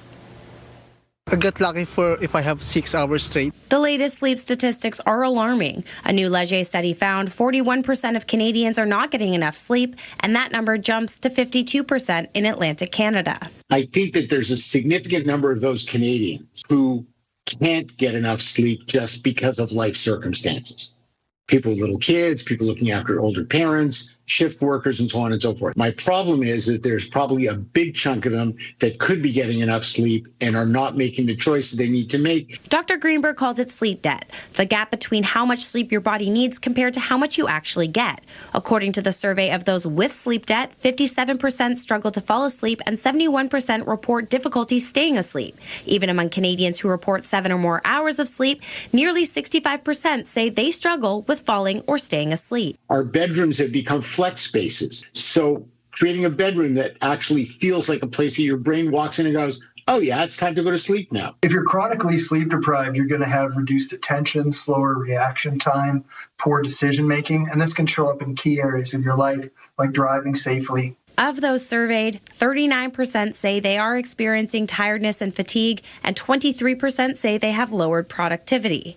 So we asked Maritimers if they think they get enough sleep. Usually around 8 hours. I had sleeping issues in the past, so I try to have like a good routine before bed and not look too much at my phone. Work, and then after work, well, honestly, you cannot sleep right away, right? Yes, I do. I'm the queen of sleeping. Regular habits and schedules. A tip psychologist, Dr. Simon Sherry, echoes. Regulating our routine, picking a consistent bedtime and a consistent waking time, and sticking to that, recognizing how important sleep is. An important wake-up call for many Canadians who struggle to get a good night's rest. Brianne Foley, CTV News, Halifax. Health Report, brought to you in part by SEIU West, Saskatchewan's first healthcare union. Well, in every transaction, there is a buyer and a seller. And this month, we're talking buyer with Ted Cockwell. Good morning, Ted. Good morning. Nice to have you in with us. Now, Ted, a lot of different buyers, but perhaps you're a first-time buyer, someone who's never bought land. Where does that individual start? Start by giving us a call, and we kind of go through a discovery process. You know, who are you? What are your needs? What's your budget? What specifically are you looking for? And once we have that, then we can open up a whole array of different options to them about how we can best execute to get them what they need. Okay, that makes a lot of sense. And what sort of considerations would they need to be thinking about, just in general terms? Things like budget, you know, timeline. Are you picking up a little bit of land like every year? Or are you picking up a larger block now? You know, are you using cash or financing? Do you need some different options for financing? We have some, you know, unique lenders that work in the farm space. Okay, yeah, no, makes sense. And what about maybe that farmer who's looking to expand, or somebody who's already started that piece by piece approach? Maybe they heard that there's some land up for sale or rumored to be up for sale, but they don't necessarily want to go approach that landowner. What did they do? Yeah, give us a call. There's a lot of things that we do as realtors that people aren't aware of. Specifically, I've done about 200 farm sales of land that wasn't listed for sale. So we've been out snooping around for buyers. So they might approach us, like you said, and say, hey, this farm, or this farm, if you could go talk to them for us, that would be great. We've had other farmers pull out their RM map and say, hey, you know, anything in this circle or after that. So once we have that discovery call, we know what they're looking for. There's a whole array of different ways that we can help them achieve those goals. Perfect. I love it. Yeah, anywhere in this circle, right? Anything the sun touches is yours, but you must never go into the shadows, right? It's from the Lion King there. Let's get back to business here. Sorry, Ted. How do they then manage, you know, that balance of searching for land with, you know, the regular work and operations of running the farm? Yeah, well, they don't need to do anything. Just have that discovery call with us, a couple check-in calls. We'll do all the heavy lifting. We'll take that off their plates. So like you said, they can focus on what they're great at, and that's running their farm operations. Fantastic. You can set that up either, as you say, by cold calling and finding the exact perfect land, or even, setting up like an automated MLS email service. Yeah, we can set them up on the back end of MLS for anything that meets their criteria. You know, we can knock on doors, drive in yards, do marketing campaigns for them. So many different things. No doubt about it. Of course, you talked about it earlier. You reminded us when it comes to having the lenders, just to make sure that you've got all your ducks in a row.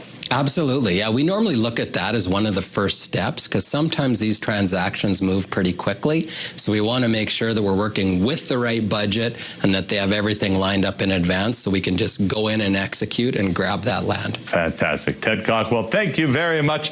You're experts in the field at cockwellgroup.com.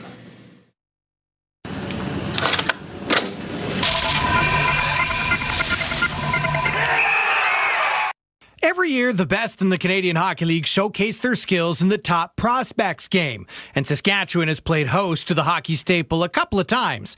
In 1992, the game, known at that time as the CHL All-Star Challenge, was played in Saskatoon, and we found rare footage of a contest that featured some future NHL players before they went to the bright lights of the pro ranks. One of them was Richard Matvechuk, who played for the Saskatoon Blades. He would go on to play over a dozen seasons in the NHL with Dallas and New Jersey.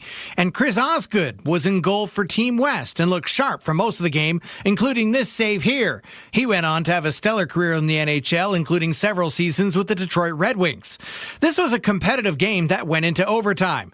That's when a former Prince Albert Raider, Dean McCammond, would knock in the game winner. McCammond would also go on to play in the NHL for over 15 years. And if you want to check out more classic sports moments from the days of VHS and cassette tapes, you can check them out on our website.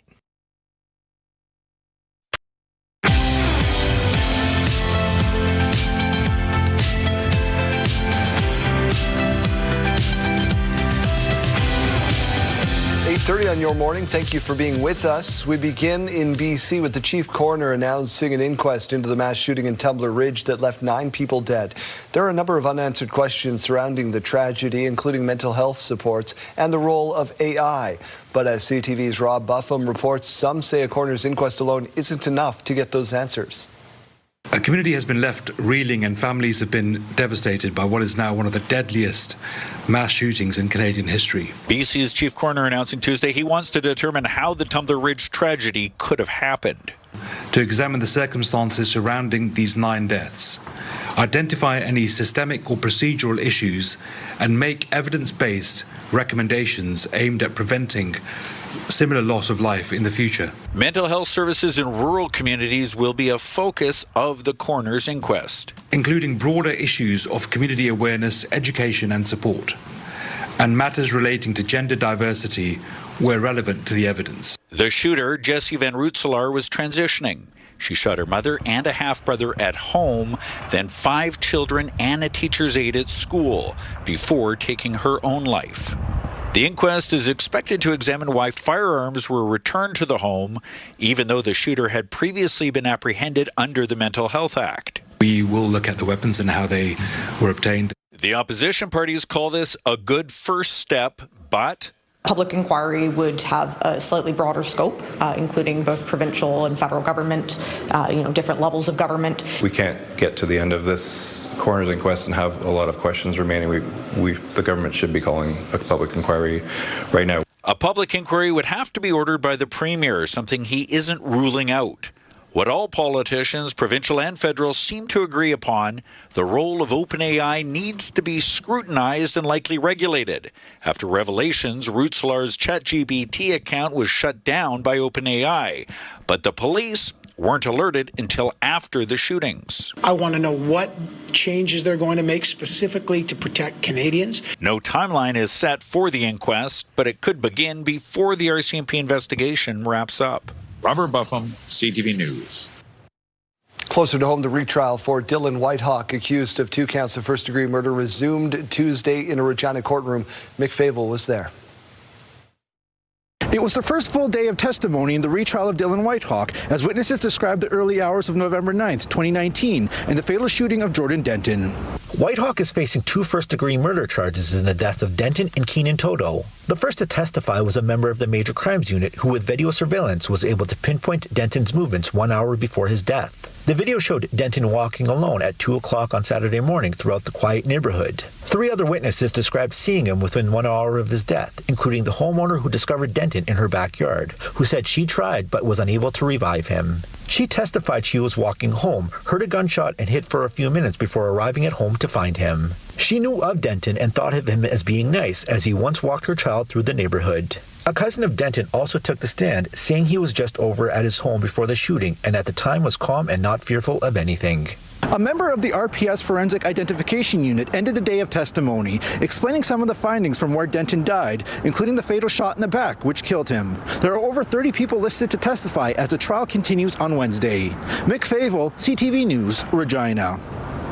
Let's lighten the mood a little, shall we? Nonprofits from Regina and Moose Jaw went head-to-head last night in a game show competition. The casino's Regina and Moose Jaw Charity Challenge is back. 8 local charities battling it out for a $10,000 grand prize, with another $20,000 shared among the participants. And 2 more nonprofits got funds from ticket sales. Organizers say it was a high-energy, fun night of competition and big support for local causes. It really is about providing, the charity with some funds, but more importantly, giving them some exposure in the communities and to our guests as well. So really is about strengthening our communities and strengthening the charities. We hope that's the end result. Outer space. There you go. The event plans to return for a 3rd year. Moose Jaw Family Services were the big winners of that $10 grand. A Regina basketball official attempting to write his name into the history books, not because of the game he's working, but because of how long he's been doing it. Donovan Mace reports. In this Regina gym, an elementary girls basketball game has become one part of a potential Guinness World Record, but not due to the performance of any player. Aptly known as Big Mike, Michael Martirana runs up and down the floor at the spry age of 80 as he attempts to be the oldest active basketball official in the world. I love basketball, and that's what it is. Growing up on the streets of the Bronx, New York, basketball has been in Martirana's life for more than 7 decades. We played almost every day. He continued to hoop well into his 50s. That's a good call. You're making it foul on number 11. As a former teacher and high school coach, he didn't start his career as a referee until almost his 60s. I never liked referees at all. I didn't like them. I thought they were unfair, unjust, didn't know what they were doing. But when I became one, I became more appreciative of the job that they do. Attempting the world record, his daughter's idea. And she said, "Dad, how are your knees?" I said, "They're okay. I've had 2 knee surgeries, replacements, right? And your legs?" I go, "Yeah, still fairly strong." To earn the title, he has had to confirm his age with Guinness and provide proof he is working official games through game sheets and video. The last requirement they said to me was, "We want you to do 1 game a month with the basketball for the entire basketball season. That's all, 1 game a month." Easy peasy, I can do that. The job is a labor of love for the veteran official. He's quick to offer advice and encouragement in game to the young players. If there was, 3 seconds in the key, he tells them what they did, and he takes the time to help the kids learn and grow. Those are fouls? These are fouls. No, these are fouls. And now finds the most joy in mentoring younger referees like JL. I don't think anyone would be able to beat his record for a long time, so I think he's a one-of-a-kind kind of ref. Passing along his decades of knowledge to the next generation. This helps somebody. This helps people, kids, especially the kids. I really care about them becoming better. And 1 month out from his 81st birthday, Martirana has no plans to hang up the whistle anytime soon. And someone said to me, "Well, if you get the Guinness Book of World Records and next year you come back and you do it, you can break your own record." I never thought about that. I didn't think about it in those terms. I said, well, I'll just keep doing it as long as I can do it. Donovan Mace, CTV News, Regina. Oh, I hope he gets it. Congratulations to him. Big congratulations. I can't believe how long he's been doing that. Go easy on some of those younger refs so they can still be around when they're 80. Yeah, absolutely. Patience of a saint. All right, let's turn our attention over to this morning view. It's brought to you by Affinity Wealth Management. We know investing. If you're waking up with us from the Queen City here, -12 right now, some clouds up in the sky. That's going to continue into your afternoon. We're not really going to be seeing a whole lot of sunshine today. The winds coming in at 30 kilometers per hour in Saskatoon, 33 kilometer per hour winds, -17, and a few flakes up in the sky to start your day. It's cold out there this morning, especially up north. Take a look at Stony Rapids, minus 43. And again, we remind you that is just the air temperature, folks. That is not the wind chill. We do have those cold warnings in effect. No surprise there. Minus 32 in South End, minus 29 in La Ronge, minus 22 to wake us up in Nipawin, and minus 20 in Spiritwood. Down towards the south, a significant improvement compared to up north. Minus 4 in East End, minus 10 in Moose Jaw, minus 10 in Estevan, and minus 15 in Yorkton this morning. We are talking about a little bit of snow this afternoon in some areas around Prince Albert. What we're really talking about, though, is this system that's making its way in from the United States. It's a larger system coming in late into the evening tonight, and this is going to be affecting southern Saskatchewan. Swift current, you're going to be seeing the worst of that in terms of the most snow totals. You're also going to be seeing some freezing rain and just some of that plain old rain. It's going to be sticking around Regina until tomorrow afternoon. Saskatoon also has a chance of seeing some of those flurries tomorrow, so keep that in mind if you're making any plans out on those roads.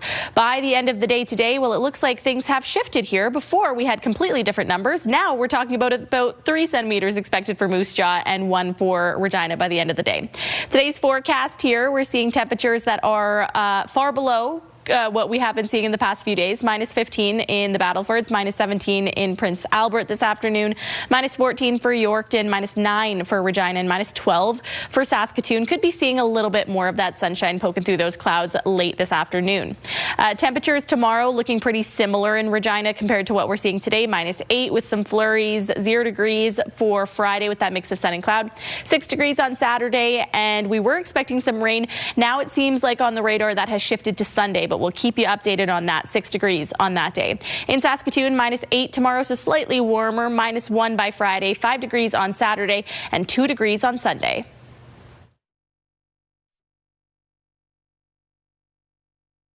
Dreaming of an unforgettable adventure? Indulge in the magic of Hong Kong. Enter for a chance to win a trip for 2, courtesy of the Hong Kong Tourism Board. The prize includes round-trip flights on Cathay Pacific, 4 luxurious nights at the Park Lane, Hong Kong, $1,000 spending money, and a 3-day pass granting access to over 20 amazing attractions. Enter online at ctvregina.ca or ctvsaskatoon.ca. Scan the QR code on your screen, and good luck. Well, we're in the final stretch of winter, and while spring is getting closer, the snow and cold temperatures are still here. Joining us to explore some simple, intentional habits that support comfort and well-being is educator and host of the Juggle is Real podcast, Andriana Gonco. Welcome to the show. Hi, Kayleen. Thank you. You know, we are in the home stretch of winter, and while we know spring is coming, I saw that forecast. It is still pretty chilly in Saskatchewan. But instead of wishing the winter away, I like to lean into a Danish-inspired approach called hygge, and that helps us embrace these final weeks with a little more warmth and intention. All right. Well, it's also important to be present and to slow down. How can we support ourselves during this last stretch of winter? That's right. You know what? I think it's best to just start where you are. Hygge is all about turning the everyday routines into comforting rituals. And so why not start with something you're already doing, like your daily shower? And this is where Dove is here to help. So, I mean, the cold temperatures, we've got dry forced air. Our skin is feeling it. It might be tight, might be uncomfortable. And this is Dove's Deep Moisture Body Wash. It has 24-hour renewing micro moisture. It's going to help our skin feel soft, nourished, and cared for. The best part is we're not taking any extra time out of our schedules to feel that comfort. It's also really great to incorporate scent as part of hygge to add a layer of comfort. Dove has a few new scents that I would love to share. This one is the tropical coconut, has hints of lime. So if you want that little tropical refresher, this is a great reset. There's also a warm vanilla, and it smells just like it sounds. A little bit of sweet cream in there. So it's great, has a beautiful formulation. It is gentle, sulfate-free, paraben-free, and it's going to help your skin feel cared for. So you could pick that up at your nearest retailer and definitely try out these new scents from Dove. Oh, those sound fantastic. All right, let's also talk about leaning into a very mindful lifestyle. How can we find time to incorporate this into our busy lives? That's right. And this time of year can feel a little bit draining. We might be off of our regular routines or just need a little bit of a reset. And so adding a supplement can be a very easy way to start a helpful habit. And this is where Orange Naturals comes in. And Kayleen, I'm not sure if you know, but Orange Naturals is a proudly Canadian company. They offer a broad range of supplements that are designed to fit into everyday life. And during the winter months, you noted going to have some snow, some cloudy. We have reduced sunlight exposure. And so incorporating vitamin D can be helpful. This is a vitamin D3 with K2, and it's in a soft gel formulation, which could be really, really nice, as well as gut health and immune health. And a probiotic can be really great. Orange Naturals has targeted probiotics for kids, for adults, and for children. This one that I have here is the Rapid Restore. So if you've been sick or on antibiotics, this can be really helpful to help you with caring for yourself. So head to your local Shoppers Drug Mart to find Orange Naturals. And as always, it's important to speak with a healthcare professional if you have questions about what's right for you. All right. Thank you so much for your time this morning. Take care. Thank you.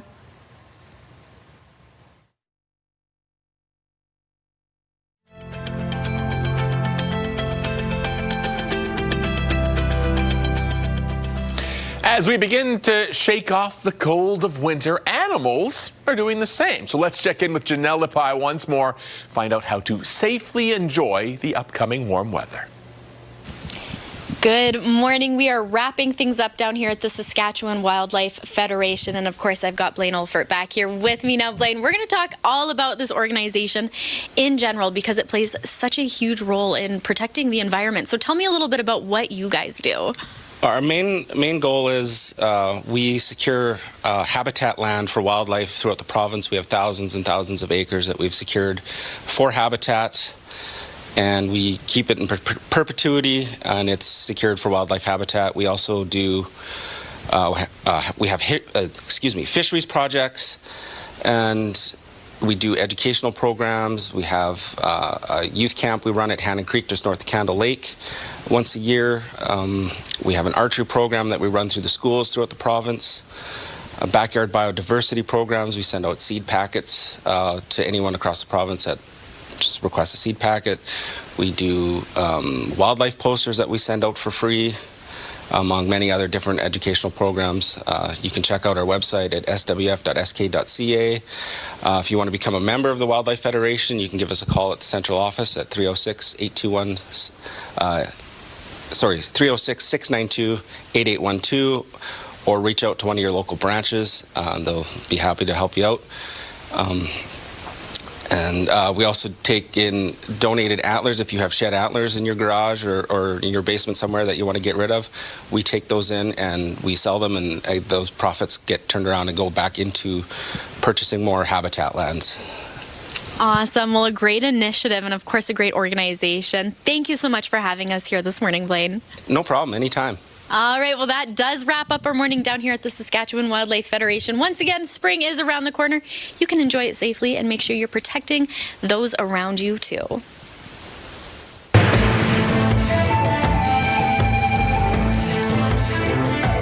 Greetings, everyone. Many indigenous tribes throughout North America have stories describing how the world came to be. These are known as creation stories. During the Kona Festival at Waniskewin Heritage Park, an art exhibit was unveiled exploring the indigenous worldview about how humans and the world were made. CTV's Holly Mandrick tells us more. A series of Cree creation stories are currently being showcased on the walls of Waniskewin's Olivia Gallery. My inspiration kind of came to me as I started painting. The gallery is called From the Beginning, so it's kind of paying homage to the beginning of a new year, but also just realizing where I am with my full-time art and kind of taking the plunge and going for it. From the Beginning features the work of Chris Chapak, a Saskatchewan-born artist who is currently serving as an artist in residence at Waniskewin. Chapak has previously worked on a number of projects, including designing the Indigenous logos for the Saskatchewan Roughriders, the Saskatoon Blades, and Husky Athletics. I kind of focused on my skill to storytell. I take a lot of pride in it, and I've gone through a lot of collaborations with companies and organizations, so to finally tell my own stories, it was nice. While Chapak's artwork is the star of the show, a lot of behind-the-scenes work is also done to help his pieces shine. So I will bring in audio people, I will bring in lighting people, I will get everything hung, I will situate everything in such a way that kind of just pops to the viewer. So Chris's job is to make fantastic artwork, and my job is to make sure that artwork looks fantastic on the walls. Robitaille says the process of curating a gallery takes a lot of patience, but seeing the final result makes it well worthwhile. Oh, you get goosebumps. There is an audio track that we're playing with it, and it sounds fantastic. There's an audio element, there's a visual element. You get goosebumps.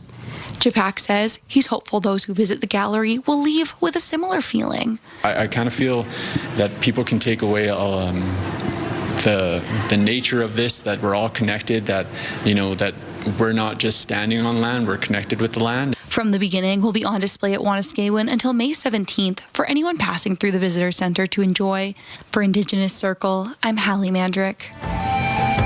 If you have a story you would like to see in this segment, here's how to reach us. You can contact me by email, and you can also watch past episodes and segments of Indigenous Circle on our CTV Regina and CTV Saskatoon websites. Indigenous Circle is brought to you in part by Saskatchewan Indigenous Enterprise Foundation, growing the First Nation entrepreneurial spirit.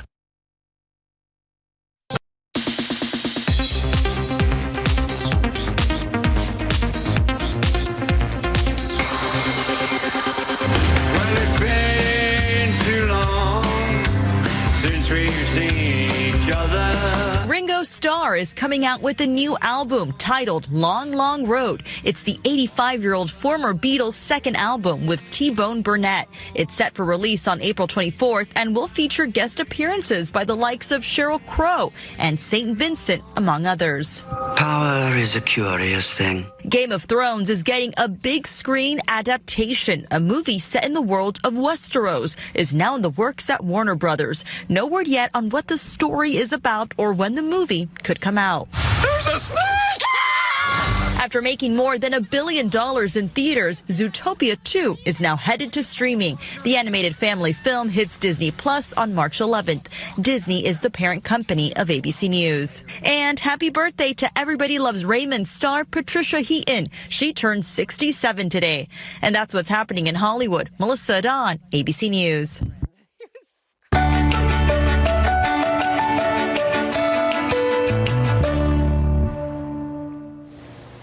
We could all use a little help from our friends from time to time.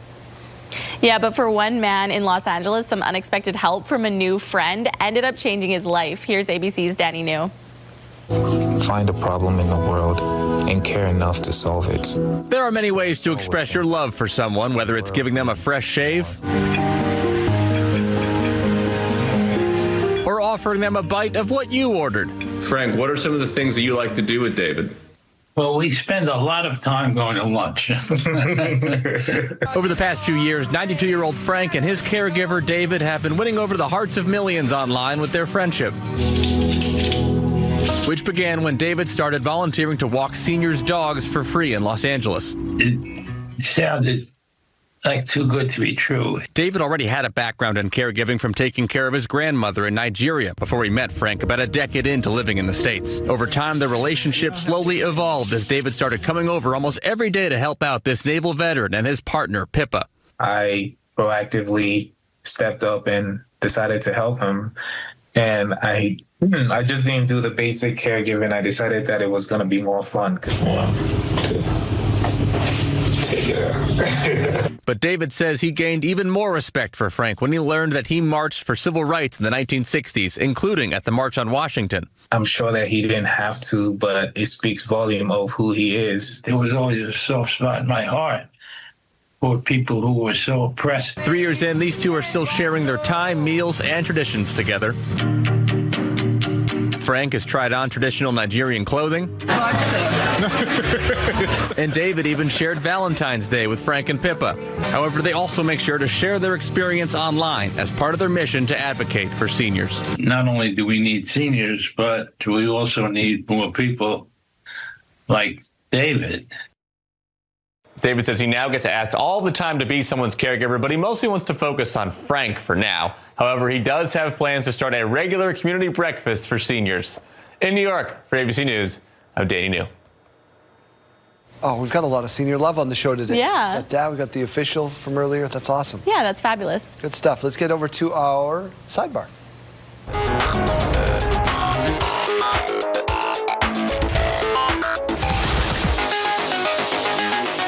Saskatchewan man has spent his life collecting prized possessions, and now he's ready to give some of it up. This is a Jean Beliveau, and of course, if you lived in Saskatchewan, it had to be Gordie Howe. And at its peak, Barry Furby's sports collection spans tens of thousands of cards. He has everything from baseball, football, hockey, as you can imagine. It's a collection that could fetch tens of thousands of dollars. A large chunk of it will be auctioned off in April and June. He's hanging on to a modest few hundred cards, ones he says he just couldn't give up. Furby says it's now no longer about volume, it's about sentimental value. The things he must have on these pages. Yeah, holding on to a couple hundred. Yeah. Wow. Just a couple hundred sentimental pieces. Wow. An impressive collection there, no doubt. Cool. I went through, there's a card app that came up on my algorithm, so I downloaded it, did the free trial, and I'm like, oh, I got all these great cards from back in the day. I'm scan them. This one's worth $1. I'm like, oh, this one's got to be this one's got to be a winner. No. Well, you could buy yourself a Slurpee. I guess so. Feel bad for Eric Lindros. His card's not worth anything. Residents in Saskatoon encouraged to watch out for a seasonal visitor to the city.